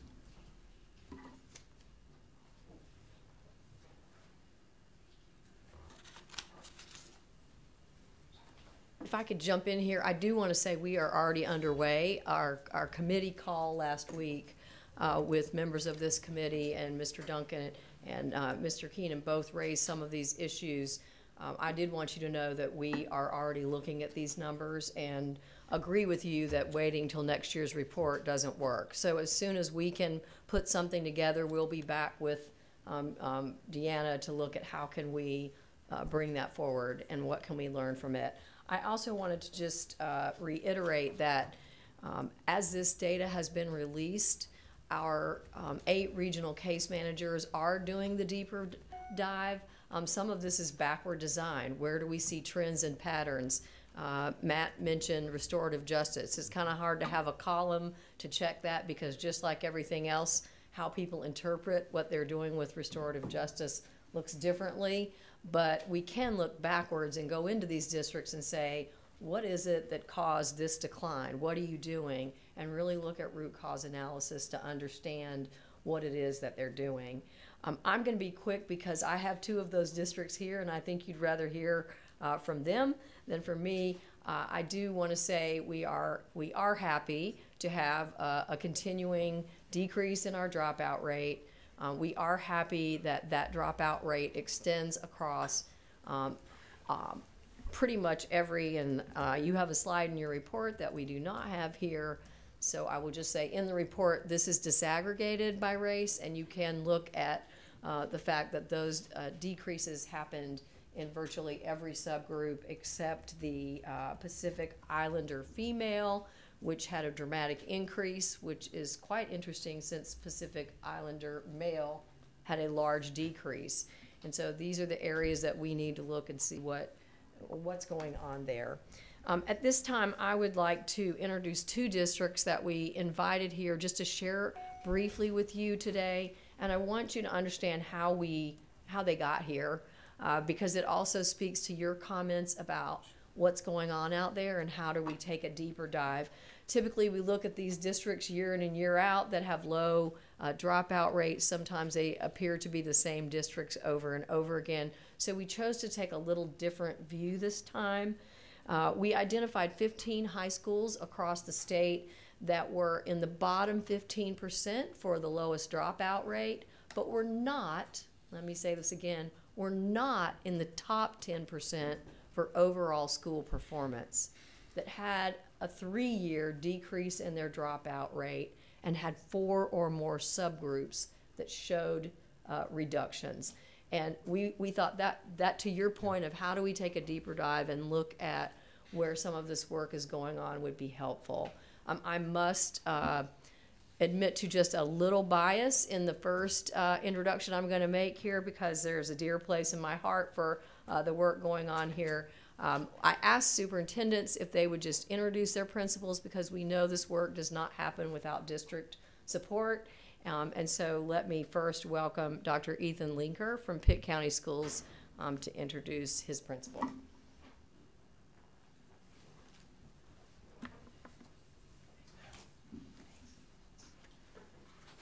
Good morning, Chairman Davis, Superintendent Johnson, board members. It's certainly an honor to up here and talk about Ayden-Grifton High School. One of the things about 4 years ago, I had a school that just wasn't quite operating where I thought it needed to be operating at. So I did what any good superintendent would do is you find the best person to take over a job. I sat down with Dr. Caton and said, these are some things we got to look at. Then I left. Okay, right, and you know, right? Yeah. Take that to my friend Patrick Miller over here. Okay, so, but to really get the job done, I had to give her the authority and the resources. And you know, she always asks for more stuff, but that's okay. That's what good principals do that too, right? So, so do good superintendents. So at this point, I'm gonna let Dr. Caton introduce her instructional coach and talk about what they've done over the last 5 years that she's been the principal of Ayden-Grifton High School. Thank you very much for having me today. I want to introduce also Corey B. Skinner. He's my our instructional coach. I don't do this all alone. It's our teachers, it's our students, it's my administrative staff that helps us to do what we do, and I'm very appreciative for him. He's standing beside me because he's my support system, and in case I forget something, he'll help me out. So I just wanted him to be here. So let me tell you a little bit about Ayden-Grifton High School. We are the smallest school in Pitt County, or smallest high school in Pitt County. We have about 653 students. When I first got to Ayden-Grifton, the biggest thing that I would say that needed to be changed is the culture, and that's been a very big impact in our graduation rate. For many of us, when our students left us, or even if they graduated, our parents did not really see that as a big accomplishment to get a high school diploma. So I knew that I had to change the perspective of my parents and my community, because we have a large community college in our backyard and a large university in our backyard.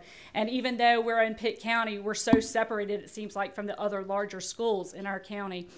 So we did that. We are an AVID school, and so I really wanted to rebuild and boost our AVID program at Ayden-Grifton. When you walk in our school, you will see the culture, you will feel it. Has left the conference. Sorry. You see banners down every hallway. What are your plans after graduation? Excellence starts now. What college are you going to? What career do you want to be in? So even if they don't want to necessarily go to a university, what are your plans? Really pushing the whole culture of our school that you're going to get a high school diploma and that you're going to do something after you graduate. So that's been a really big change for us, and that's really been one of the big staples to helping us with our graduation rate. We also really have implemented a lot of professional development where we directly tied it to our walkthroughs to have a consistent language within our whole building. So our teachers are speaking the same. It's been very consistent monthly with our teachers. We as administrators, when we go in daily for walkthroughs, we're giving them reflective questions. We're asking exactly the same thing to all of our teachers, and we're expecting the same thing throughout our school. And then we also do a lot of one-on-one counseling, and we do individual graduation plans. So when you go for registration at Ayden-Grifton, you don't just get called to the counselor's office. You will see our counselors in the hallways doing one-on-one counseling with students, and they'll call kids out a little bit at a time, and they're doing the individual graduation plans with those students. And we have had some students that maybe due to anxiety or other mental health issues, or maybe they've gotten pregnant or something like that, we have to look for alternatives for them. And so Pitt County Schools, we do have a 1922 credit. If you do not know, Pitt County Schools is a 28 credit diploma. And so we can suggest or ask for a student to be on a 1922 credit. And we also offer the opportunities that in an alternative setting, just like Dr. Miller said, for students who have dropped out and they want to come back, we have the alternative setting in Pitt County Schools that we really push for students to catch up. So that's really big for us too. Another thing is that we have a graduation coach. She tracks attendance. She tracks the grades as well. And so she meets with these parents, she meets with the students, she meets with the social worker if we need to go knock on doors, whatever we need to do to make sure these kids are here. And we have a behavior specialist, and we have several students on our campus that are identified as PRC 29 students. She is really big about making sure these kids are going to class, that they're doing what they need to do, make sure they're being successful in their classes. So that's another support system that we have. We're the only high school in Pitt County that has direct instruction program for our exceptional children. We have the highest graduating rate in our county for our students with exceptional children. We have, for us, if you have an IEP, we have direct instruction programs for reading and for math, and we do that year long, and we do it in something we call skinnies. So students during a 90-minute block will go 45 minutes for reading instruction, 45 minutes for math. As a high school principal, that is probably my whole master schedule is directly focused on my students with disabilities, and you have to, for me. And what we do is we screen every single one of our students who has an IEP. We see what level they're on, and that's how they're placed in those classes. So that's really, it takes a lot of time, and I'm the one that does it because I'm very OCD, and I want to make sure it's done correctly. And that really has been a big help for us, for our students. We do the same thing for our students who are in low incidence classrooms or self-contained classes. When you go into their classes, you will see the same type of instruction that you're seeing within the regular classrooms, which is really important to me as a former special education teacher. We also have something called Charger Academy. We, as a school, we adopted that probably my second year. What we do is an after-school Charger Academy. Every teacher, if you get below a 60, you are to sign a student up, 60 on a test, you're to sign the student up for Charger Academy, where they're given a reteach, and then they're given the opportunity to retest. So every student gets that, and we have teachers that are available to tutor you as well for math, English, science, and social studies, and that's every day of the week except for Friday. We also do extended semester. We do that in the fall and the spring. So we do not wait for the summertime. We go ahead and see students who need to have extended semester after the first semester. And Mr. Skinner, or Coach Skinner, he's Coach Skinner to me, sorry. He will personally call parents and make sure that they're there. They know how important it is for them to get those credits for the first semester. We also do something we started, I think, last year. We did extensive or really intensive interventions for our seniors. So for me, the last month of school, I look at my seniors and see who is not being successful. And I pull them and talk to them, and then I say to them, you're going to be after school for the next month because we need to do some intense remediation so that you can walk across this stage in June. And we do, and they do. If I do not get them to attend, they're not going to come back from summer school at Aiken-Grifton. They're not going to do it, and they're going to end up dropping out. So I call parents. This is what we're going to do for your child. This is what's going to happen. I need them to come after school. And we've had a really great success rate with that for them. I think we had last year just one student who did not do it, and he did not graduate. And we begged and pleaded to him come back, and he didn't come back. If I cannot get them by June, they're not going to come back. I know that. So I've got to do everything I can within our building to make sure they graduate in June. We also started a freshman academy at Aiken-Grifton High School, and I really think we're going to see some really big benefits to that. That is, all of your core classes are year-long in skinnies, and we also have a leadership class in our freshman academy class. We have social learning, social and emotional learning that's going on within the leadership class, along with making sure your grades and things like that is good. Students like it a lot. It's a lot like AVID, but it's because it's very small close community. So students are saying now to teachers, is there going to be a sophomore academy? So they're really excited about that. Because we also, in our freshman academy, we have something that we implemented called FIND, and that's no zeros. We do not allow the students to have any zeros. What we mean by that is a lot of freshmen will just not do their homework, not do their classwork, or just not do it. They don't want to. Like, no, I'm not going to do it. No, that's not an option. So you're going to get it's going to be done. We do, if you don't get your homework done at night, or if you don't do your classwork, then you're going to have like a lunch detention, working lunch detention, and we have somebody who works with them to make sure that that is done. So we do no zeros for freshman academy. That's not an option for you. It's not going to happen. So we also send weekly text messages to parents with the students' assignments. This is what's coming up. This is their tests, test assignments and things like that. I also wanted to say that we also, I know a lot has been talked about regarding discipline. For us, we took a really positive route in being consistent with our discipline a couple of years ago. We have a behavior committee. We went through all of our offenses and made sure everybody's on the common language. BOLT is our PBIS, and I'm really big at the beginning of each semester for you to teach to your students in every single class period, and I want to see anchor charts about it. What is B? B is be responsible. I wanted you to explain, what does it mean to be responsible in your class? O is obey the rules. What does obey the rules look like? But even though these are high school kids, you still have to teach them these type of things about what's appropriate in your school and how learning should occur. So you'll see that, and that's really the consistency amongst our staff and our students, our staff being trained culturally responsive training, resilience training, things like that. We saw 2 years ago a 36% decrease in our out-of-school suspension.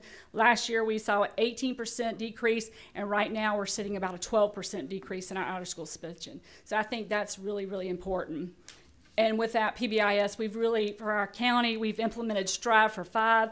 So we've put with our PBIS, no absences the first 6 weeks, no more than 3 for the second, and it'll be no more than 5 for the last. So we're trying to really tie in the discipline, the attendance, and the curriculum, and all that to get a good picture, or a whole picture of our students to get them to graduate on time. Help me out. Oh, yes. See, there we go. Okay, see, that's why I wanted see, look. I also wanted to say that we do have some students who maybe don't want to go to the community college, or they just want to go out and work. So Pitt County Schools has partnered with our local community college. We have students that do other pathways, early career pathways through our HVAC program, welding and CIT program, which has been really, really great for our students. Once they finish that program with Pitt Community College, they come out with jobs, and so that's been awesome. And the last thing I will say is the CG report. As a principal, you need to be looking at that graduation cohort report often.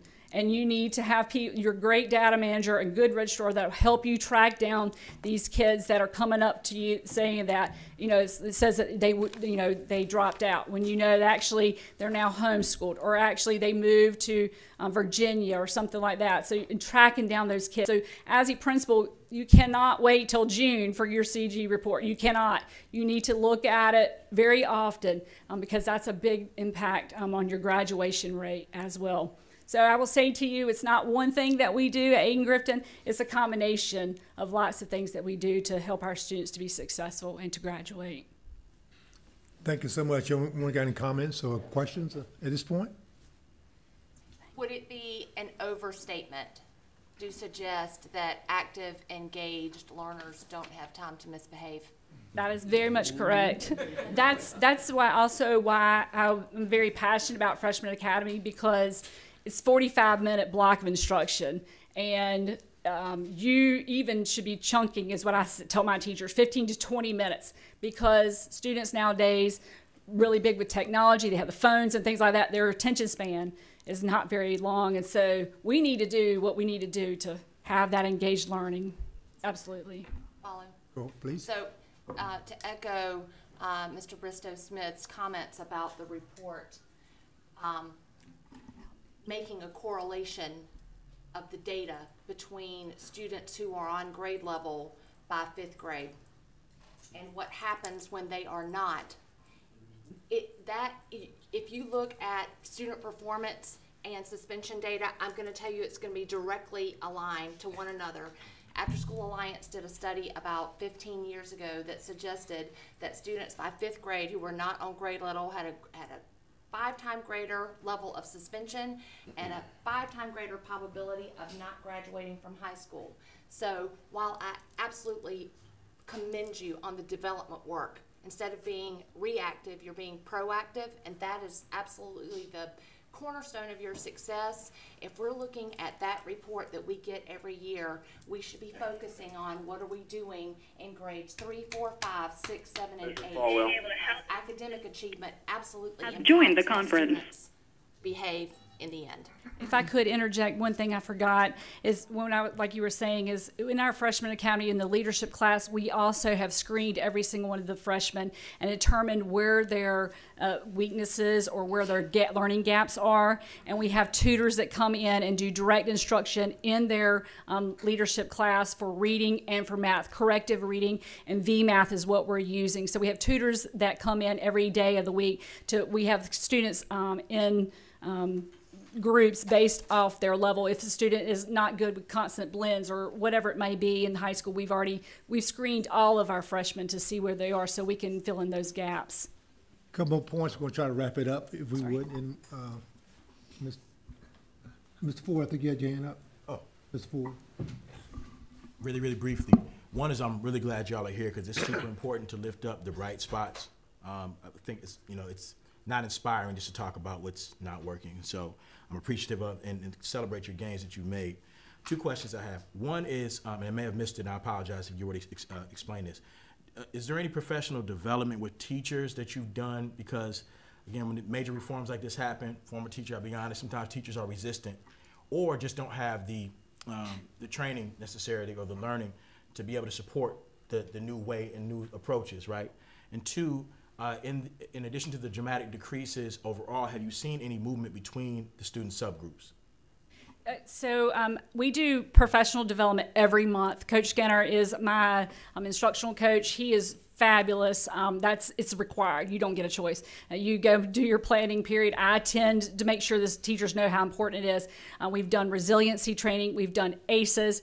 I think we're the only school that's been fully trained in resiliency in our county. We have done learning focused to help with the instructional piece of engagement. Help me out. I'm not culturally responsive. We've done that as well. Help me. What else am I missing? Adaptive schools. So we've done data-driven dialogues. We've done a lot as far as professional development at our school. And like I said, I hold them accountable. Whatever we see in our professional development, I then translate to our walkthroughs and things like that. And they know that. And they know it's important because I attend as well. I'm sorry, your other question. Between subgroups, has there been any movement between subgroups? We have seen subgroups between our students with disabilities. We've seen an increase with there, and our African American students as well. We've seen an increase as well in there, for the better. One last question, Ms. JB. I apologize. I'm very passionate. Can you tell? I apologize. I appreciate it. And this is quick, and Dr. Link, you might want to get in on this. If you've obviously used resources well to put together kind of an infrastructure of personnel and support and training, if you could see some increases in certain allotments that would give you what you need to get to your root cause, when you think about DSSF or non-instructional support or low wealth, where would you most like to see increases that would give you what you need? Mental health is really big for us. Any support for mental health resources would be really big. That's what I would say. I mean, for teacher-wise and things like that, I think I'm good, or we're good. We're doing pretty. Recruiting teachers is always tough, but I agree. The school-based mental health programs that we're lucky because we have Greenville there in Pitt County and have some where to pull from, but we still don't have near enough. And I guess Patrick or Dr. Miller would say the same. Every other superintendent standing here would say the same. Not near enough school-based mental health professionals that we can use. We're always having to contract through Trillium or other places. Right. Thank you. Thank you, Mr. Chairman. Thanks for what you're doing. We're trying to, Dr. Emery, got one? We have him here. I want to kid them just a moment. Dr. Caton worked in the central office when I was in Pitt County, and every time there was a high school vacancy, she would stop by my office to convince me that she was the right person for the job. And I know now that Dr. Linker is her favorite superintendent because I put her in an elementary school as a principal and not in a high school, and clearly she is rocking it there. So it was exciting when that school popped up on the list. Thank you both for all you do. Also exciting to feature Durham Public. If you're watching their data, there's some really significant positive improvements happening in Durham. Dr. Mubinga sends his regards. He could not be here today. Dr. Dan Davis, who is their director, assistant superintendent for secondary education, will introduce the principal of Hillside New Tech High School. And going second, we're back here saying amen to a whole bunch of what she's saying. You're going to see some very consistent comments. It's my pleasure to introduce Dr. Tanya Wright. She's the principal of New Tech High School in Durham Public Schools. And she embodies our vision, igniting limitless potential in students. And here to share with you about how she's decreased the dropout rate. She's going to share some very intentional, deliberate leadership strategies that she's employed. Thank you, Dr. Davis. Good morning, everyone. Good morning. I am really honored and humbled to be here with you this morning to discuss the great work we do at New Tech High School to ensure our scholars get through the finish line. New Tech is an innovative high school. We serve 95% Black and brown scholars, and 75% of our scholars are males. Operation Graduation is what we call it. It is the ultimate for our students at New Tech, and it reminds me all the time of many of our students that come back to say thank you. Just recently, we had a student to come back a couple of weeks ago, and she was very adamant that now she understood all of the fuss about graduation. She says, you know, you always said graduation matters. The counselor, the social worker, everyone in the school said that graduation equals better options. And this young lady came to us, like all of our ninth graders, in the summer for Freshman Academy. For 3 days, we spend time with our freshmen, getting to know them and them getting to know each other.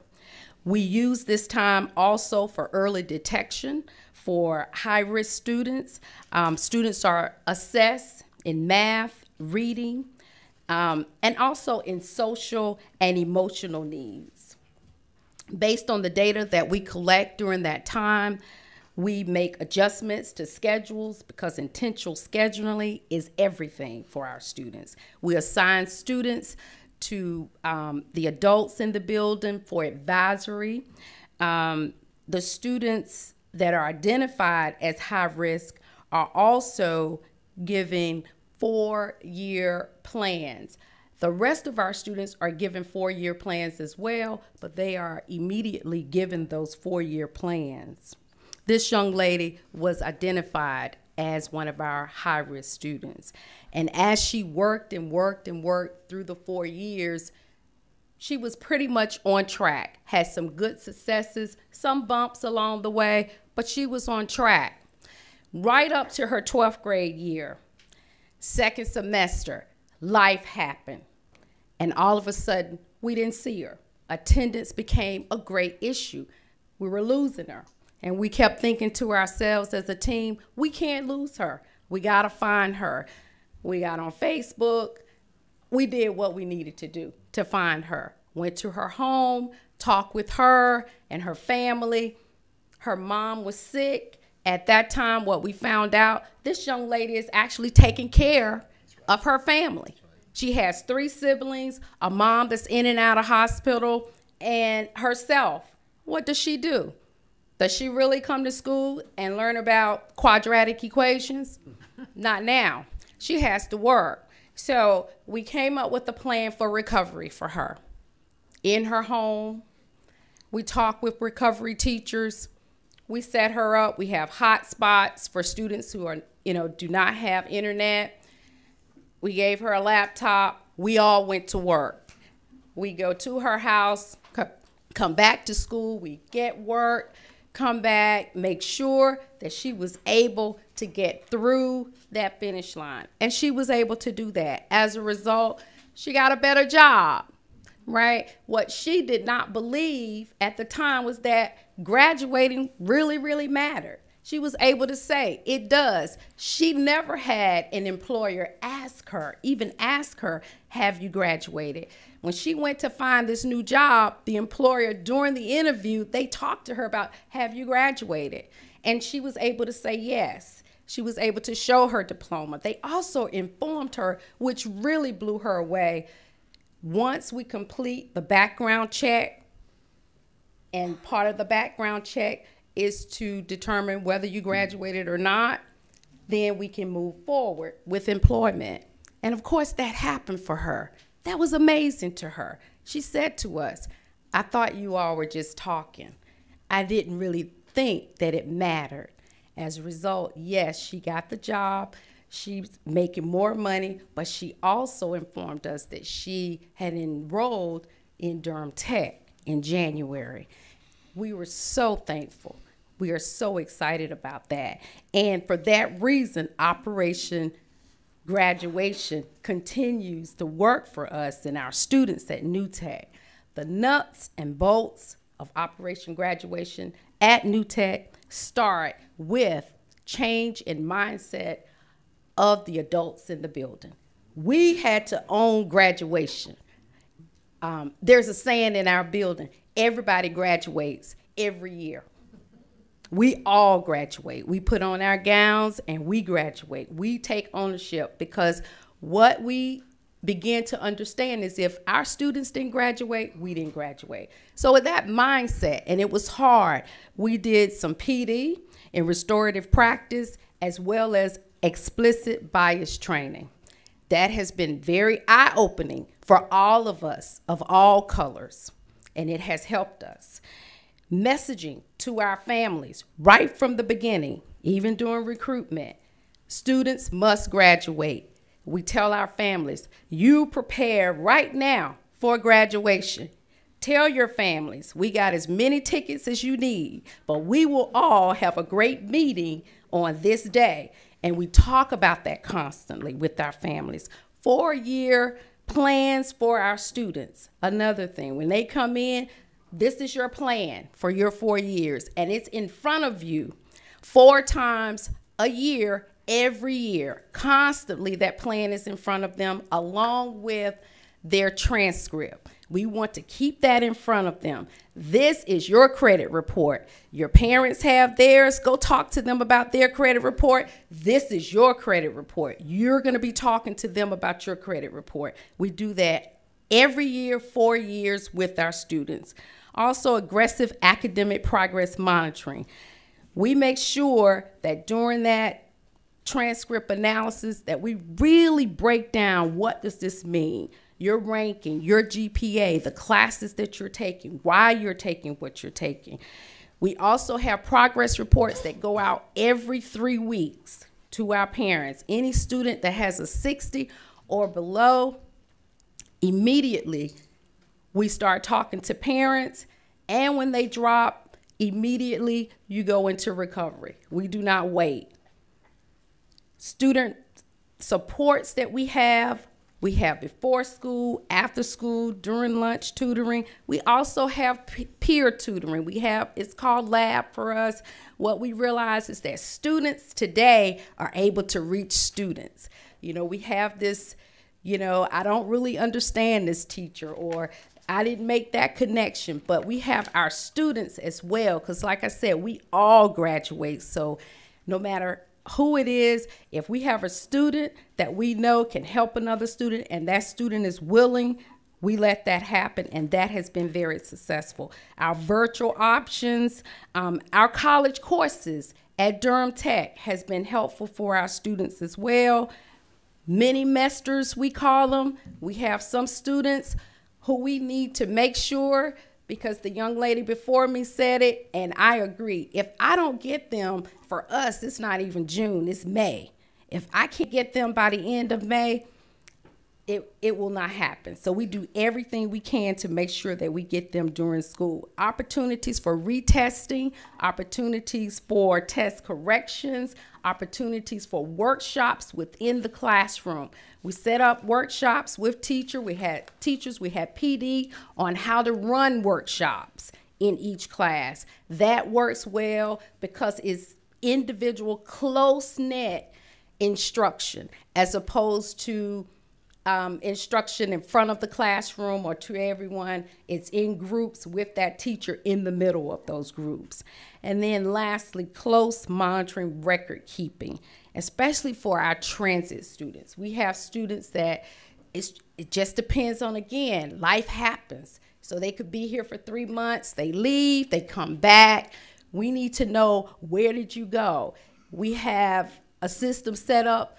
If you leave us, you don't leave us.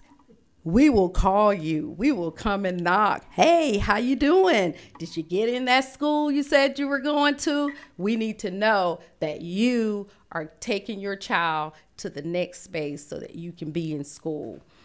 And lastly, cohort data report.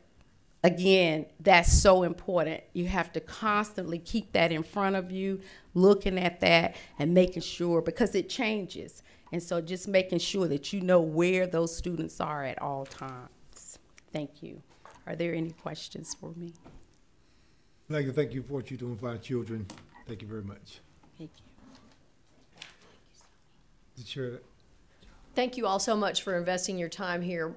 My one plug is that we were supposed to launch in January and now are to a summer launch of the MTSS module that was a part of PCG when we launched ECATS last summer.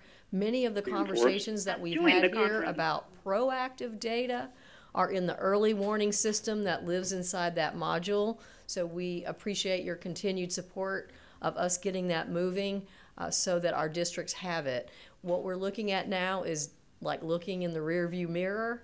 To have that module in place allows us to see it in real time and address many of the comments and issues that you've raised. So I thank you so much for investing so much time this morning in it.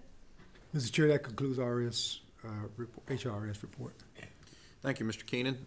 Most of the remaining items on our agenda are reports from our committees that met yesterday. We'll begin with Ms. White, Chair of the School Turnaround and Education, Innovation, and Charter Schools Committees. Ms. White. Thank you so much, Chair Davis. So we're excited to be before you today. I, along with Mr. J.B. Buxton, have the incredible opportunity to work with the professionals that are in our district support department. Dr. Emery, Dr. Martin, Ms. Julianne Garber have been working to, along with a number of different thought partners, to talk about how we apply one of the 4 reform models in the state, and better yet, coming up with a way of how we proceed methodically in how schools apply, stay within that program, and then using data to measure what they're doing with the funding flexibilities and all sorts of flexibilities that come with that program. So today, we're before you with a policy. It is an action item. You saw that last month. We have had a number of different stakeholder conversations.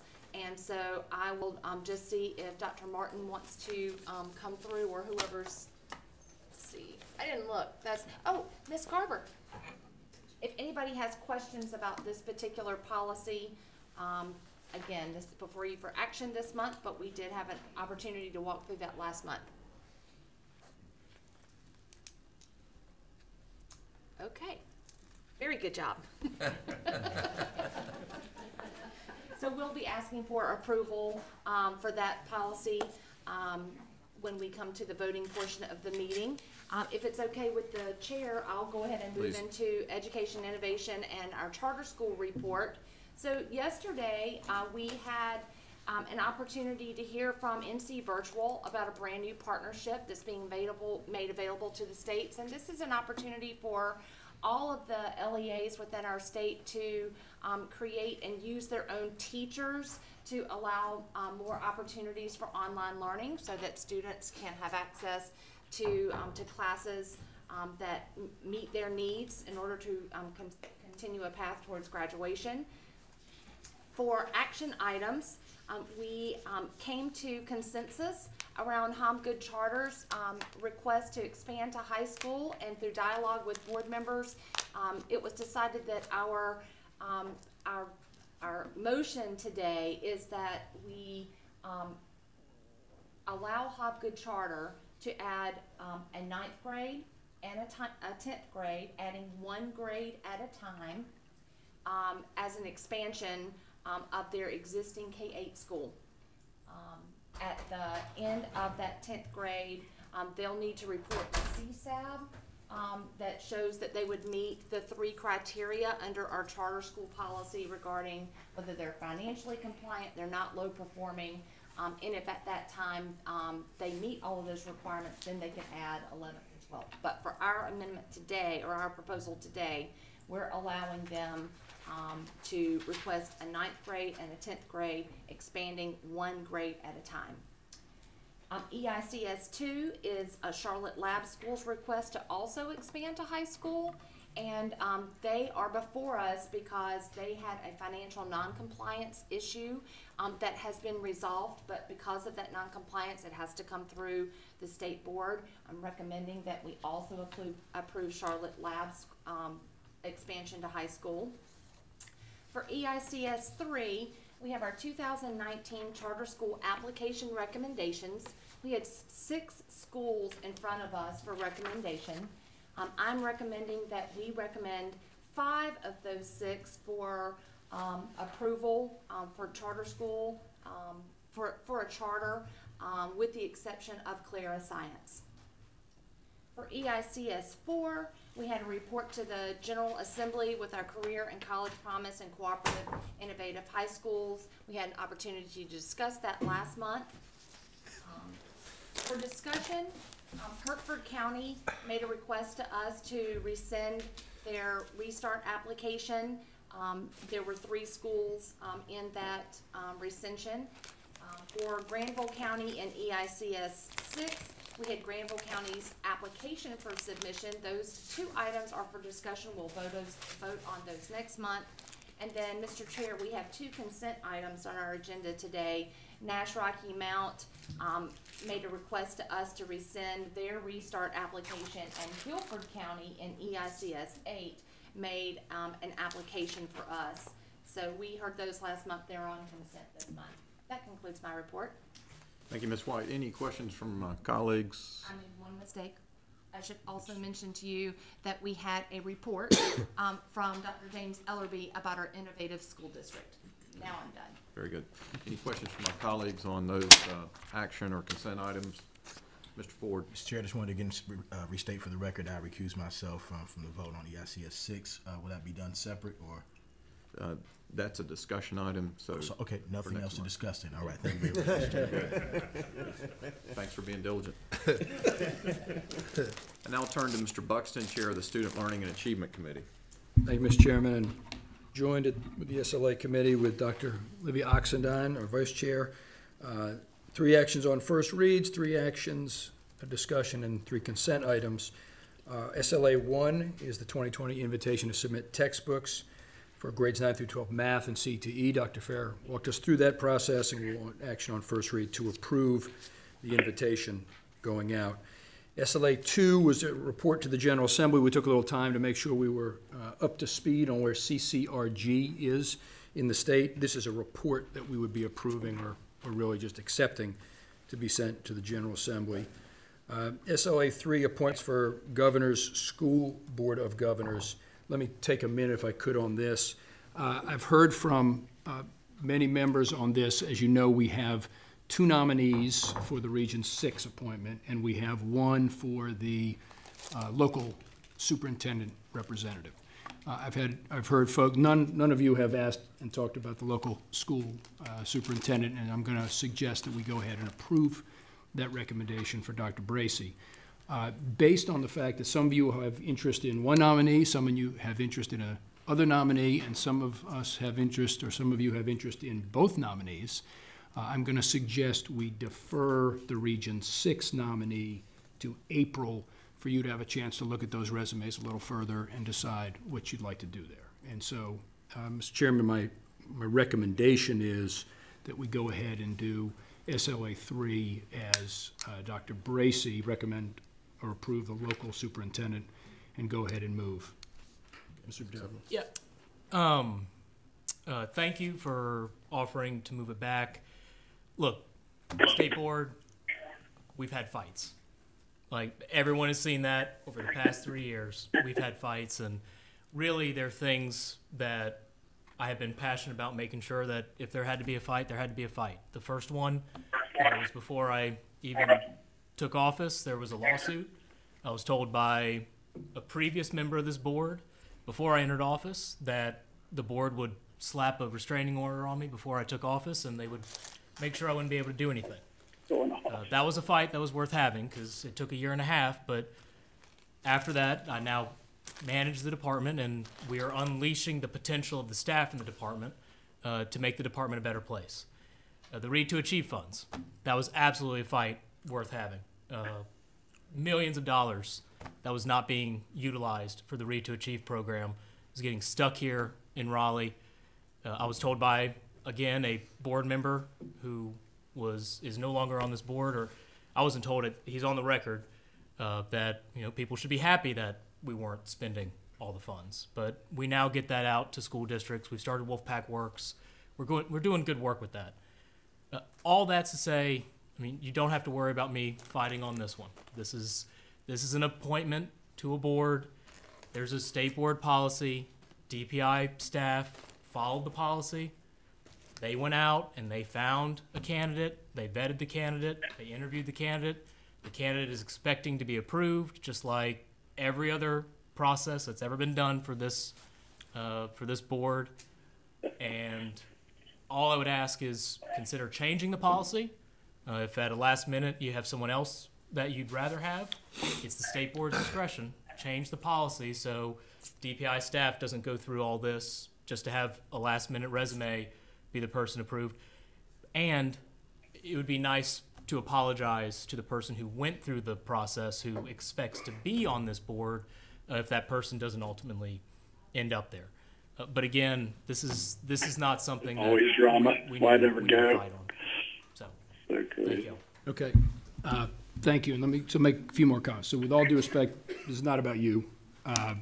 This is about two nominees, and I think nominees deserve to come into their roles with consensus votes if possible. I don't think it's fair to people who are good servants that we don't, as a board, come to some agreement about moving them forward in a consensus way. So that's part of the recommendation here.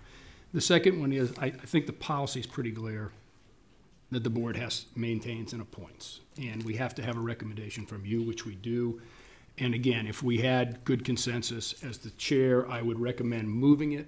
I frankly don't want to do that without a consensus that I can judge. I think that's unfair to the nominee that we move if, in fact, we don't have a consensus vote. So that's my judgment. I appreciate that. I echo your statement. This isn't about me.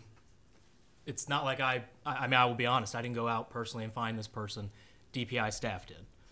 So I just think we should change the policy. Let's just have the policy reflect something more along the lines of a process so we don't end up in this position again. Always drama. So I appreciate the comment. I don't think we need to change the policy based on my reading of it. But so my recommendation is, I'm sorry, Dr. Oxendine. Yes, I want to weigh in for just a minute. I've been on the board going on my 8th year, entering my 8th year. I've never seen anything like this happen. A discussion, disagreement, discord over an appointment to one of our very important commissions and board. It troubles me that this is happening. Another point of trouble or concern for me is we have a staff that DPI here in this building that acted on a policy and did so in their and gave it their fullest effort to do a good job and come up with an appointment. And I will concur. I will go along. I recognize and appreciate the consensus. At the same time, I just am very troubled that this issue is on the floor. And another point of concern for me is that we have an individual out there who assumes she is going to come to this board, this commission, and do good work. And how do we go back and retract that and pull that back from that individual? So I rest my case. Sure. I would remind the board that we have had a prior recommendation for this region that we did not act on either because there's not sufficient support from the board. That did not come to a vote, but that was prior. So we have been here before. I think it would be important for folks to look at the resume. If we don't know if it's a man or a woman, then we need to know who the appointment is. And I think it would be important that everyone familiarizes themselves with the nominees and the qualifications they bring. It's an important job It's a very in North important Carolina. job. And so all I'm suggesting, and Mr. Chairman, I'm happy if there are other nominations that or other ways that we want to do this. It is in my considered judgment as the chair that we take a month. We find, if we can, a way to get to consensus. As I said, I'm not sure if that's one candidate or the other, or there's a way to do both, because I don't have any particular objections to either candidate, but that we give these individuals due consideration and also some sensitivity about how they're judged. I have not heard any negative comments about either. Mr. Connor's nominee was submitted months ago. They've both kind of been in front of us in different ways, and so that's my recommendation to the board, is to go ahead and act on our local superintendent appointee, Dr. Bracey from Sampson County, and go ahead and hold over the other one to April. Improving the process so we don't end up in this position again. I was just made aware of this just recently. I think just last week is the first time I saw the new recommended resume. If it was submitted months ago, we'll work with staff to see who that was submitted to. Obviously, if this resume had been submitted at the very beginning of this, DPI staff could have done the whole process for this new resume to me, and we wouldn't even be here. So let's just make sure going forward we monitor the process so we don't end up in this situation again. I'm all for good process, and I appreciate that. All right, let me move on to our 3 action items. SLA 4, which is our KEA assessment, and policy amendment, and as you remember, we've discussed this a couple of times, which will be some policy or some amended language on the KEA policy, and also kind of clarity about the interpretation panel role. We've got our SLA 5 report on read to achieved ed oversight. This one had a slight amendment this time from the last time, which included some data on summer camp personnel. And then finally, SLA 6, a presentation from Dr. Stegall and Dr. Galloway yesterday about the summer camp cut score guidance that we will provide to districts for priority eligibility and encouraged eligibility for participation in our summer reading camps. Those will be our 6 action items, in addition to our 3 consent items for action SLA 8 on our English learners' academic achievement levels, which we need to set by federal policy, SLA 9, some revisions to advanced courses satisfying graduation requirements, including an IB course to satisfy world history, and then finally SLA 10, report to the General Assembly, cursive writing and multiplication tables. We had one discussion, career and technical education state plan. This is probably the most important thing we did, and I don't want to get that to get lost. Folks, don't sleep on this. This is a big deal.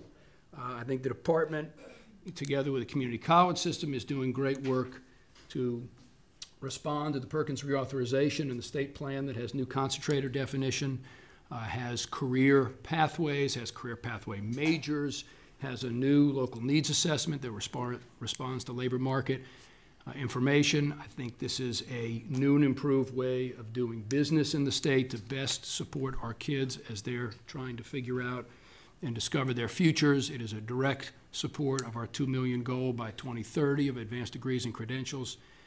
For folks who haven't had time to move through this report, I would commend it to you. We will bring this back for action next time, but again, I just want to, looking at a few journalists in the back row, this is important stuff that deserves some coverage for where the state's trying to move. Lastly, We had two requested updates. We did our literacy update, which was, we have pushed off till next month a report from the task force on the pre-K through 12 literacy and teacher preparation task force. They asked some additional time to move through some recommendations. We'll look forward to getting that next month. We will also receive a definition on high-quality reading instruction next month. Again, that will be a specific language that we can look at. And then finally, the school performance grades report, we had already submitted that to the General Assembly, but we had an opportunity, or the recommendations to the General Assembly, but we had an opportunity to hear from Dr. Terry Holliday yesterday and talk about this work, not only in the context of North Carolina and where we are, but in the context with states across the country who are trying to wrestle with how to provide, in his words, the kind of incentives to focus on the right priorities for moving students to higher levels of achievement. So, Mr. Chair, that's our report. Any questions for Mr. Buxton on the action, on first read, action, or consent items? And I'll turn to Mr. Duncan, Chair of the Business Operations Committee. Thank you. Along with Todd Chastain, we lead the Business Operations Committee, and we have a number of items that we have reviewed during our meeting this week. The first one is on approval of contracts over $1 million, and we have one item that's come out of closed session after some further review, which will be before us, which is a contract with respect to college readiness vehicle or assessment. And the contracts to be awarded once the funds are available, or as soon as the funds are available. The contract is for the delivery of college readiness assessments at grade 10 and to deliver career assessments, the proposed contracts with ACT. This follows extensive work by the staff in reviewing the proposals and the possible vendors, and this is the recommendation of staff, and so that we will have before us. As part of this, we'd also want to direct or request that the department work with the chair of the SLA committee and the BizOp committee and the board chair to finalize and submit and update the previously submitted report to the JLEOC and complete the contracting with respect to this particular contract, since it is subject to a JLEOC report. The second contract that we discussed involves the agreement between State Education Agency and the Department of Information Technology. You will recall this is a contract that's focused on providing, among other things, broadband, internet, firewall, and content filtering to K through 12 public schools. It extends the existing arrangement between DIT and the department for approximately $20 million of services that are provided and are very beneficial to our schools around the state. BizOp 2 is a digital teaching and learning initiative grant. You'll recall Emma Bratton presented on that, and made a very fine presentation to describe what the opportunities were that were presented by this grant. BizOp 3 we have held for another month as we've gotten further input, and we'll value it and we'll continue to use it. BizOp 4, which is the State Board Policy Amendment to Contract Procedure CNTR 002, is our action item that has been discussed previously, and it will be up for vote today. We had 5 discussion items, and as you recall, they all involved reports to the legislature where we have a little bit of a misalignment between the time we receive the data and the time the report's required. And so one of the important things that came out of our discussion of these reports is that, first of all, we got a waiver to wait a month to provide these reports, and second of all, it will be good if we can try to get better alignment on the dates of the reports being submitted, because we very much want to be timely in all of our reports to the legislature. But to have that align with when you get the necessary information that needs to be included in the report for it to be meaningful.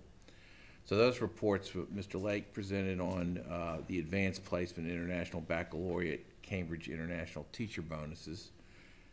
Dr. Tomlin reported on the 4th and 5th grade reading teacher bonuses, and also on the 4th through 8th grade math teacher bonuses.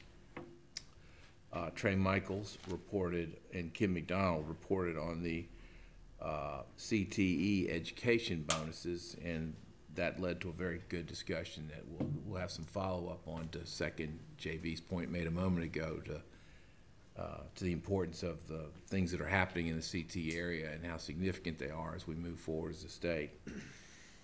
Then BizOp 9 was a report related to third grade reading bonuses. Dr. Tomberlin explained why it was necessary to have this report. Needs some additional time in order to fill it out, and Dr. Galloway contributed to that discussion as well. We had update on contracts, both executed contracts report and the planned contracts report. We had an agency vacancy report as part of our standard materials, and as a reminder, from now on, that will be done as of the 15th of the previous month. So our report at our April 1st meeting will be from March 15th, so that staff has a better timing format to be able to present full information at the start of the month. Speaking of alignment with data availability and sufficient time. We also were introduced by Katherine Johnson to Ron Paxton, who is our new HR director, and we're very excited to have him here with us and look forward to all the good work that he will be about. And finally, we had an update on the school business systems modernization from Dr. Mike Spano, who provided a report as to the status of that situation, where we are, and the issues that presently exist with respect to that, which we will likely be devoting some further and additional attention to as we go forward, but nothing today. Yes, Mr. Superintendent. I won't extend the conversation we had about the contract yesterday, but I will say that you all have our questions. We'd appreciate the answers to those as we work with the other agencies to fix the situation we find ourselves in with that one particular contract we discussed. I believe there's already been a commitment to do that, so great. As that moves forward and the issues are resolved. That concludes our report unless there are other questions or comments. Thank you, Mr. Duncan. I'll turn to Dr. Oxendine for the Educator Standards and Practice Committee report. Thank you, Chair Davis. I am Olivia Oxendine. I chair this committee, and joining me in that capacity is Miss Amy White. And I discovered yesterday that my my partner has another talent. You can do the right there in your chair. So sessions. I want to have some sessions with you, Amy. So the first item under ES&P 1 is the ES&P 1 is an action on first reading, and it's the teacher compensation and advanced teaching roles, the pilot program timeline, and Dr. Tomberlin presented that to us yesterday. The RFP has been in the hands of LEAs since January. What we approved yesterday, what we're going to approve in just a few minutes, is a revised timeline, and that timeline for the submission of those proposals will be April 15th. So that takes care of the first item on the agenda. The next item is an action item. It is the state of the teaching profession report. Very good report. It's just, to me, it's just one of the top 10 that the department approves and brings to our attention every year, because it gives us a good pulse reading on the health of the teaching profession in North Carolina. Chock full of great data that school systems can use in their HR divisions for recruitment, retention, professional development, and all kinds of ways that we can use that information as well. Two additional data components added to that report. We have the disaggregation piece of the data by race and gender and ratio information in terms of teachers to students. So there again, important data that we can use for a variety of purposes. And also another data component added to the report has to do with, has to do with vacancies. Vacancies the first 20 days, vacancies on the 40th day. And if we could, one of the suggestions, of course it was my suggestion, I would love to see perhaps additional information over the span of a year in terms of vacancies, because that will give us a lot of, it could give us some important information on shortages, the persistence of vacancies that equate to a shortage in our school districts. So that was an excellent report.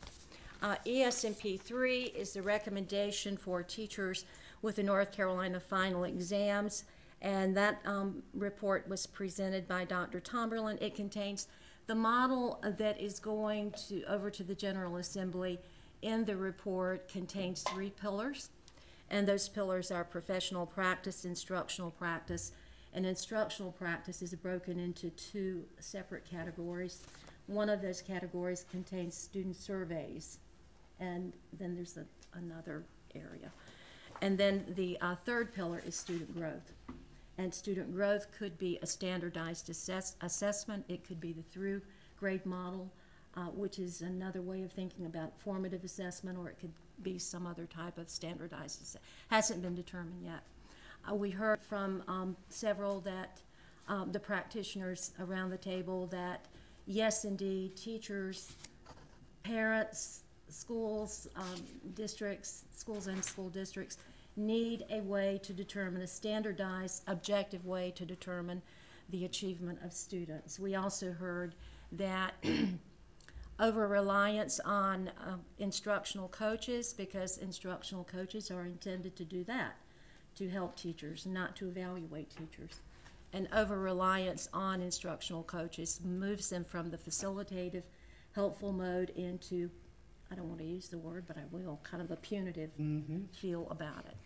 So we need to be very mindful of the model going forward. Okay, so in the report, Dr. Tomberlin is going to lay out challenges, one of them being the cost factor.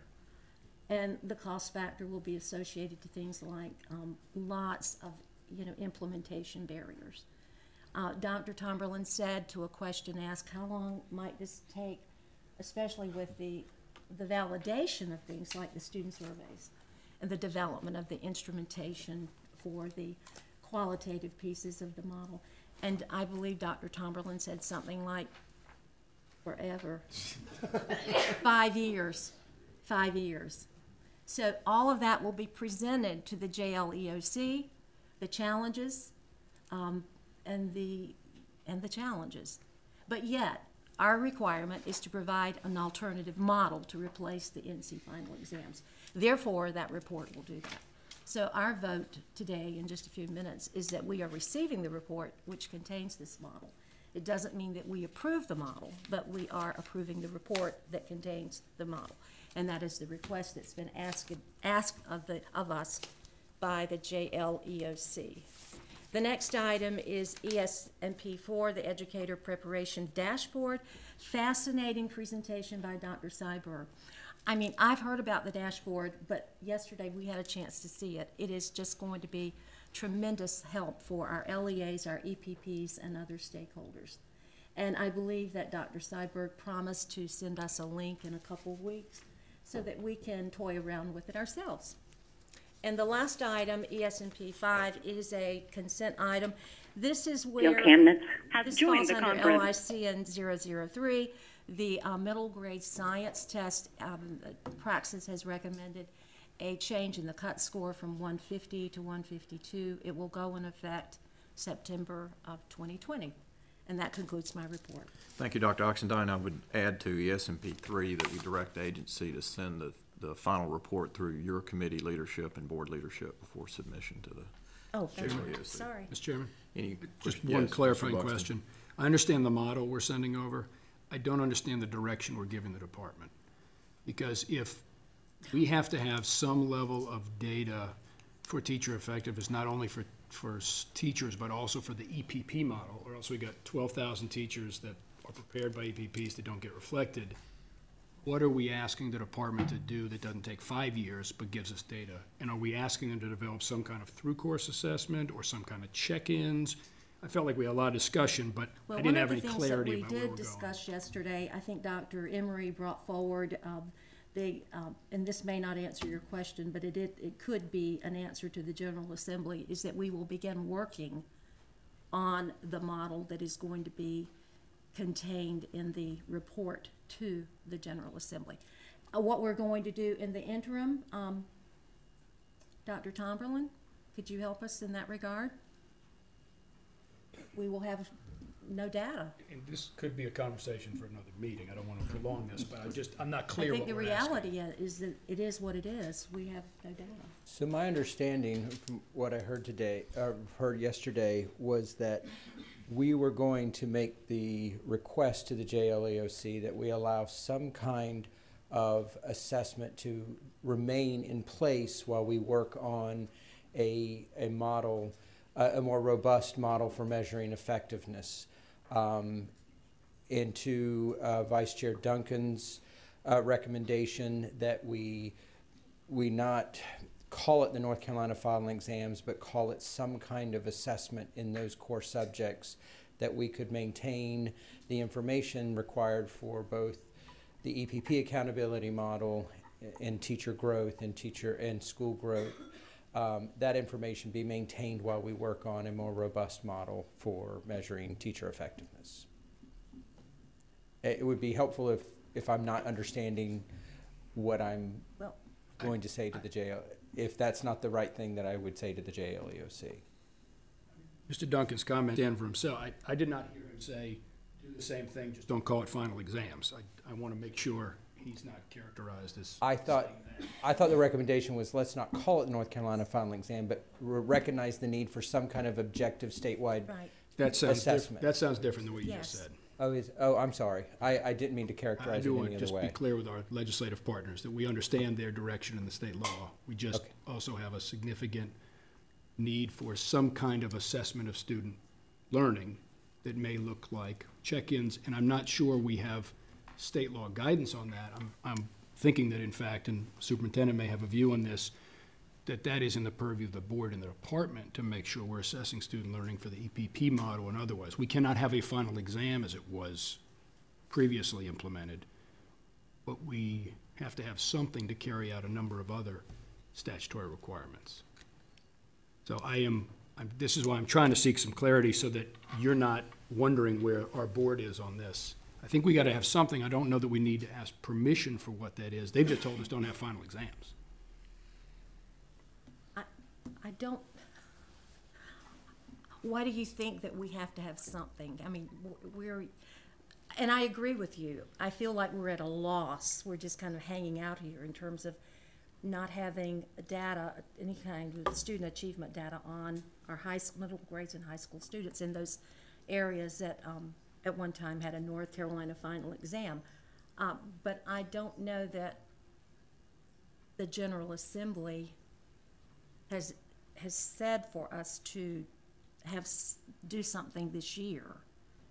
I mean, I can clarify that. The General Assembly did make it clear that we have to have something for the 2021 school year to measure effectiveness of those teachers who were previously covered. 2021. Right. Yes. So we could have something. 2021. And may I ask a clarifying question of Dr. Tomberlin?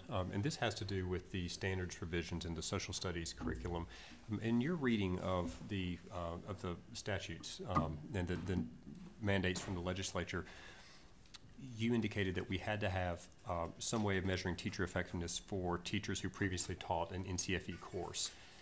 How do you apply that to the standards revision process for our social studies moving forward? Or, for example, say a personal finance course or revised American history course that we're now, I think, combining the AH1 and AH2 into a single course.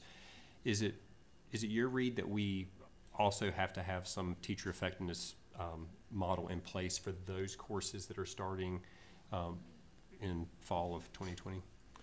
So personal finance would not have been covered by an NCFE previously, so I think one could make the argument that would not have to be covered under the effectiveness model. But on the other side of that issue is, if you were going to develop measures of effectiveness for those teachers that were covered, why wouldn't you go ahead and cover the new assessment or the new courses that were developed? It doesn't, I mean, I could see it either way. It would be the will of the board. Would you want to include those in an effectiveness model, or would you want to take advantage of the fact that they were not previously covered by the NCFEs to not have to measure their effectiveness? Thank you. Yep. suggestions? So, I'm restating what I think I've heard. We have to have a report to the JELOC. Mm-hmm. All right, so we're working on a model. We are. We don't yet have board consensus upon that model. Can we amend the language in the report that includes everything that we discussed and say this is one of the models that we are working, that is before us for approval for the 2021 year, 2021 school year?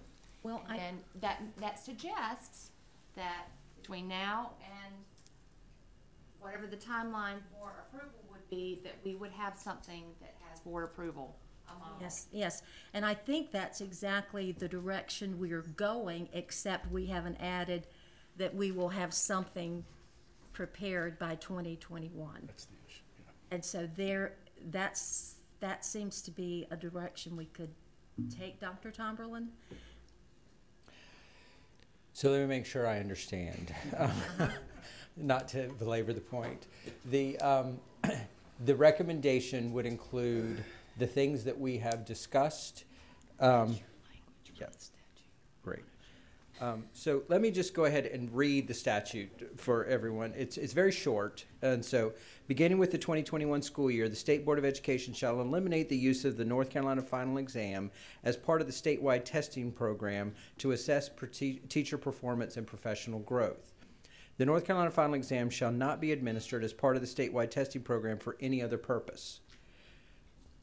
No later than March 15th, 2020, the State Board of Education and the Department of Public Instruction shall submit to the Joint Legislative Education Oversight Committee a plan on how to use other means to accomplish the purposes for which data is collected by the North Carolina Final Exam. And that is what we are doing in this report that you're preparing. So there's no timeline for implementation. Yeah, 20. In the legislature, there's no timeline for implementation. It's just a plan. How to use other means to accomplish the purpose. Yes. So we have to have a plan, but the implementation of that plan is not directed for 2021.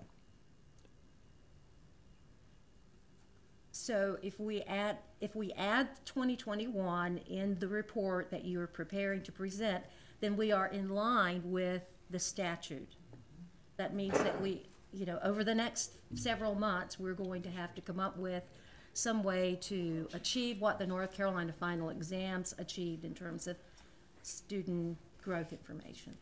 It could be the through grade model. We've talked about that extensively.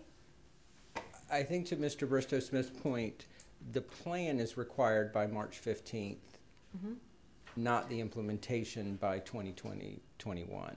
So the plan,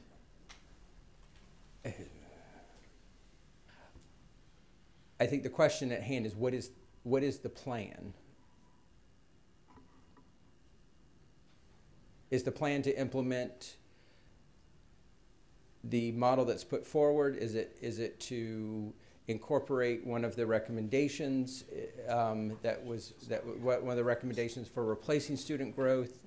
I think I'm relieved that the implementation doesn't have to occur in 2021, but I am concerned that we don't have an approved plan to present on March 15th.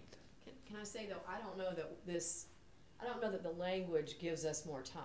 We have to eliminate these assessments with the 2021 school year. The question will be, do we have to measure teacher effectiveness in those courses for 2021, even though the language doesn't say we have to say how? At this moment, we have to have a plan. We're going to be stuck if we don't have something and we're eliminating something. Second, it's March.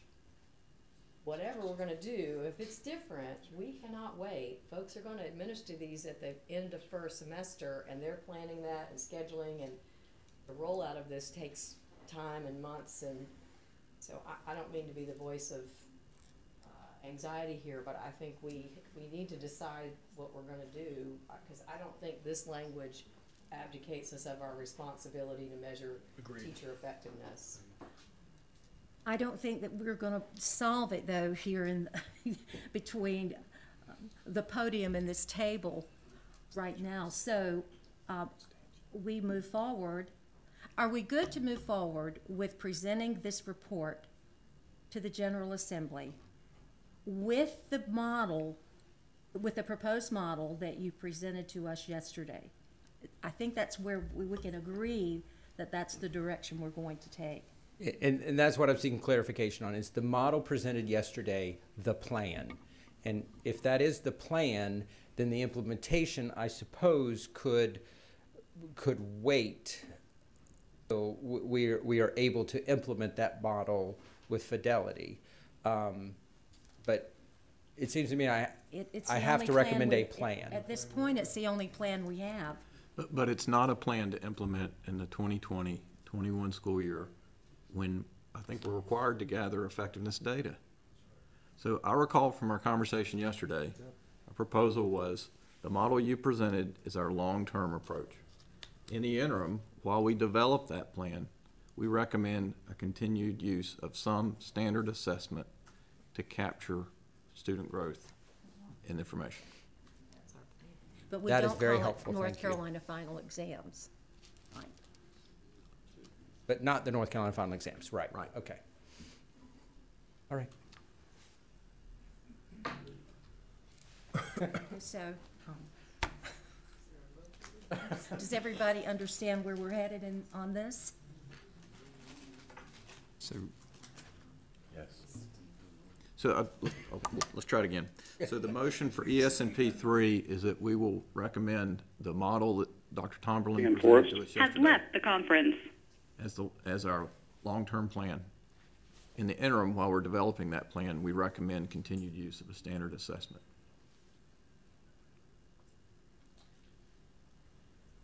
A standardized assessment. Mm-hmm. Mm-hmm. Yes. That will provide us objective data on student achievement. No. That performs the same function as the North Carolina final exams have performed. Just as a point of clarity, North Carolina final exams do not measure student achievement. They are solely for the purposes of measuring teacher effectiveness. Teacher effectiveness. Right. Some assessment of student learning. Assessment. Let's take this offline. Shoot me if I think we need to call it what it is. So Tammy's just saying we can't build a new assessment in 6 months. And to call it something else, I completely understand where you're coming from in terms of what the language is specific to. But in fact, if we're saying we need a student assessment, we're probably going to need to use the one we've been using, which has got a name. And I'm just worried about it looking like we're trying to gerrymander what we're doing instead of just saying we think we need to use what we've been using until we get a new. So just for what it's worth, Tammy just said, to be sure everyone knew, we can't just whip out an assessment here. 6 months, you're saying at least? No. We can't do it in 6 months. It would take more than that. Right. Then the report needs to reflect that reality. yes, thank you. Any other questions on the ES&P items? Anything else, Dr. Oxendine? I am finished. Okay. Before we vote, we're going to pause for just a moment, and I'm delighted to introduce the newest member of our team who actually needs no introduction to this group. Mr. Freebird McKinney joined us as Director of Legislation and Governmental Affairs, and I'd like to call on him to come forward for his first of many reports. Mr. McKinney. Good evening, Chairman Davis, Vice Chairman Duncan, Superintendent Johnson, board members and advisors, members of the audience far and wide. My name is Freebird McKinney. I'm honored to stand before you here today as the newly named North Carolina State Board of Education Director of Legislative and Community Affairs. I would like to start by saying a huge thank you to my colleagues here at DPI, literally from the basement, and Jim Simmons, who helped me bring up furniture, to Henrietta, who on the 7th floor here helps to set up for this meeting, to my colleagues at the North Carolina State Board of Education, to the members of the General Assembly who have already reached out in the process of moving North Carolina public education forward, and to all of you for instilling in me the confidence to make this transition, one that, unbeknownst to me, has been in the process for the last 2 years as I learned from my friend and my mentor, Cecilia Holden. So thank you. And as we move forward next month, presenting the 2020 North Carolina General Assembly Legislative Short Session, I offer my sincere dedication to adhering to our state's Constitution and to serve and provide a sound and basic education to each and every one of our students across this great state. I wanted to begin today by echoing Chairman Davis's comments yesterday about public education advocates, former Lieutenant Governor Bob Jordan, Representative Linda Johnson, and I also wanted to take a moment to honor former Cumberland County School Board member and 2019-2020 Creed North Carolina Equity Fellow, Portia McMillan, who left us way too early in late February. Specifically to Representative Johnson, I wanted to share these words from North Carolina House Speaker Tim Moore. Linda Johnson had a beloved and infectious spirit that resonated throughout the North Carolina General Assembly every day. And the tragic news of her passing is a terrible loss for our legislative community, her family, and the people she served in Kpis County. Speaker Moore said Tuesday, "I know I speak for all my colleagues that she represented the very best of North Carolina and will always be remembered for her kind nature and powerful voice for public schools." So we thank them today, and we honor their lives and their dedication to the profession that we hold so dearly in our daily lives. So I wanted to begin with the 2020 legislative update by simply stating that the short session will convene on Tuesday, April 28th, 2020 at 12 noon. This was established on Tuesday, January 14th. The way that I hope to construct this is by having the education-related bills that made crossover there for you to click on and see. There are 49 of them. And then also the North Carolina General Assembly summary of all 2019 education legislation. In the bottom there, you will see a link to the K-12 education legislation update. My colleague, who I'd like to welcome to the podium with me, special thanks goes to Ann Murtha, who is our legislative specialist. She has been dear in this transition and helped me to navigate not only setting up this legislative update, but really kind of helping with the onboarding process. So I personally want to say thank you, and if you wouldn't mind standing up here with me just in case they get a question that I'm not prepared to fully answer at this moment. We are preparing the next legislative update. It will be ready by tomorrow and will be sent out to our over 100,000 readers. So we're excited about putting that first one out since November of 27. Also wanted to give you a brief overview of what's been transpiring over the last month with the Joint Legislative Education Oversight Committee. I've provided the agenda and committee documents. On the next slide, I'll go over briefly what was covered there. With each of the joint legislation committees that we feel like are pertinent to North Carolina public education, you will see those in each one of these presentations with their linked agenda and the committee documents. So this was the most recent one, which took place on February 4th. Whoops, sorry, I moved my computer, but not this. And it was a overview of education preparation program, recent legislation. So Senate Bill 599, House Bill 107. We also discussed the implementation of Senate Bill 599 and excellent education in every classroom. So I believe we've carried on a lot of conversation with both of these bills very recently. And to finalize that meeting, there were 3 representatives who spoke. Dave Saba of Teachers of Tomorrow, Dr. Chris Godwin of Campbell University, and Dr. Melba Spooner of App State. And so if you go back to the previous slide, you can look at those committee documents. We also have one coming up tomorrow that I'll preview, child nutrition, and Dr. Lynn Harvey will be presenting to the JLEOC on the National on the National School Breakfast Program and National School Lunch Program. We'll also take a look at the Community Eligibility Program, particularly with Amy Stanley of Bladen County Schools and Beth Maynard of Cumberland County Schools.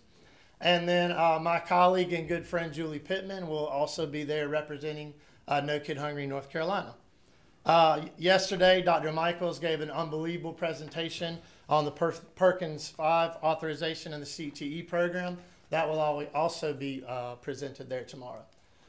Some more committees of notice. The Joint Legislative Program Evaluation Oversight Committee was held back on Monday, February 24th. And one of the particular pieces that was worked on there was presented by Dr. Tomerlin on easing the burdens of military trained applicants. And so at the April board meeting, we will have a little bit more further information on that and possibly looking at how to rule on that.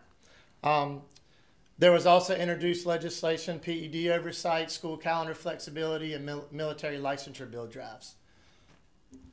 The House Select Committee on School Safety also met on February 6th. I was not in the current position at that moment, but I have linked the agenda and committee documents there. I was at the Joint Legislative Oversight, we will be at the Joint Legislative Oversight Committee on General Government tomorrow, and I will make sure to present on that at the April meeting. Child Fatality Task Force will be on March 16th. And I will attend that meeting and then present to you all on what is being discussed there in the April meeting. This is a very important slide because I wanted to extend, obviously, the invitation. These are our legislative priorities for the State Board of Education in our 2021 funding request. And I wanted to make sure that all of us are on the same page. I've also highlighted some things that we've gone over during the last 2 days of the board meeting. Early grades reading, teacher prep, principal prep, school accountability and teacher effectiveness models, which we just had a pretty robust discussion over the last 2 days about this. School and district assistance and turnaround, connecting high school to post-secondary opportunities, supporting the whole child, increasing DPI support positions, and support for other agency budget proposals. I want to add a couple from our discussion over the last few days. Research on specific EPPs and praxis core data in relation to exemptions due to SAT and ACT scores regarding Senate Bill 599 and House Bill 107, CTE and other bonus evaluations in SL 2017-57 Section B, specific State Board of Education related report deadlines. So to follow up with you were saying, Mrs. Oxendine, Dr. Oxendine, excuse me, business modernization in regards to House Bill 966 and House Bill 398, career and college promise and cooperation innovation high school funding concerns, the compulsory attendance statute alignment with the raise the age, and then also further discussion of Senate Bill 621, Test Reductions Act, and its link to teacher effectiveness. So I feel like those are all legislative priorities, and I really would welcome any insight, any wisdom, any collaboration on these initiatives and priorities as we continue to look to build bridges with the General Assembly. Tomorrow we will upload the legislative link. Again, this will highlight all that is on this screen. And also I'm going to kind of add a new twist to this report in the next part of the presentation that I also wanted to bring up. So we will provide that tomorrow. The next part of this, in my role as a Director of Legislative and Community Affairs, I wanted to add a piece that I kind of adds a little flavor, but also I think brings a really important need of this board, and that is to show what we are actually doing and to highlight so many of the amazing programs and initiatives that are unfolding across this state. So we're going to call this the State of the Shire, and in response to Chairman Davis's question about what the Shire mean. The Shire is just a concept and an idea of a statewide community of all of us working collaboratively and moving public education forward. So I'm going to take the last few minutes to highlight some of the opportunities that we have had as a State Board of Education staff to attend, and also highlight what we're looking to attend in March, so that you get a feel of just geographically, but also in a very diverse way, what all is being done across this state. So these are just some of the events that one of us attended, whether it's the My Future NC, whether it was the State Superintendent Candidate Forum, which which Matt Bristow-Smith was at and attended, as well as Tabari Wallace. It's an incredible day where we got to hear student voice and student perspectives as they interviewed these state superintendent candidates. I thought it was an unbelievable collaborative between Edgecombe, the county, and EdNC, and all the people who took place, particularly the students. Also celebrated Black History Month at the Governor's Mansion, of which in a second you'll see a picture of my good friend Tabari Wallace, who was honored there that evening. The North Carolina Latino and Hispanic Education Workforce Task Force, Belk Foundation, and recognizing top talent. So just to give you a perspective of some of the events that your staff is attending and working with. You can see Tabari in the lower left corner there. Also, the NCICU Digital Learner Symposium. We traveled down to Clinton County Schools, or Clinton City Schools, excuse me, and worked with their Professional Learning Day, Eggs and Issues, No Kid Hungry North Carolina Leadership Conference, which if you attended that, Matt gave an unbelievably riveting speech about the alignment of the State Board of Education strategic plan and the call to serve our kids, body, mind, and soul. The U.S. Secretary of Labor announcement, which was discussed yesterday by Lieutenant Governor Dan Forrest, and the AI initiative with NC State and the College of Education there. And then also Cumberland County Public Schools and their town hall event discussing Leandro. So there are a couple of pictures from that right there.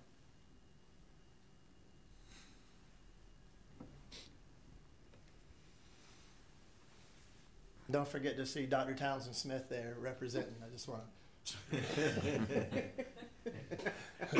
And last event, it was the North Carolina PTA Winter Symposium Superhero Partnership Breakfast, which had an amazing panel that really looked at how do we build stronger communities with our parent advocates, which I think is another great initiative and priority that we could focus on. And these are some upcoming events. And what I would like to try to do is to use this as an opportunity through the legislative update that Mrs. Murtha and I are working on, that if there's an event that you would like from your region that we can post on our newsletter to bring more awareness, specifically regionally, about what you might have attended or what's going on, we'd love to add that on there so it goes to show the diversity and the geographical representation of what our board's working with. Some more here from upcoming in March. And I'm really excited to announce that Dr. Townsend Smith and I will be attending the National Association of State Boards of Education Conference. And we were just asked to present at that conference on leveraging educator preparation for improving literacy. And so Dr. Townsend and Smith will be working on a presentation for that to showcase what we've been working on in our state in that area. And then lastly, I want to wrap it up with something I'm extremely excited about, which is the 50th Annual Youth Legislative Assembly, which will occur the first weekend of April. I'm really looking forward to bringing a group of students who are interested in public policy and government relations and working with them over a 3-day period. So I urge, if you're in and around that area, this could be just a great event to attend and really show, once again, I think the real spirit of why we do what we do every day. So if there are any questions, my amazing colleague and I would love to entertain them. If not, again, it's an honor to serve you all. Questions or comments from my colleagues? Just a quick comment. Mr. Hall. I certainly am impressed with your hitting the ground. It seemed like to me you hit the ground wide open. I've had a lot of help, trust me. A lot. You got everything planned out. Thank you, sir. I thank you. Thank you. I'd like to make a quick comment, if you don't mind.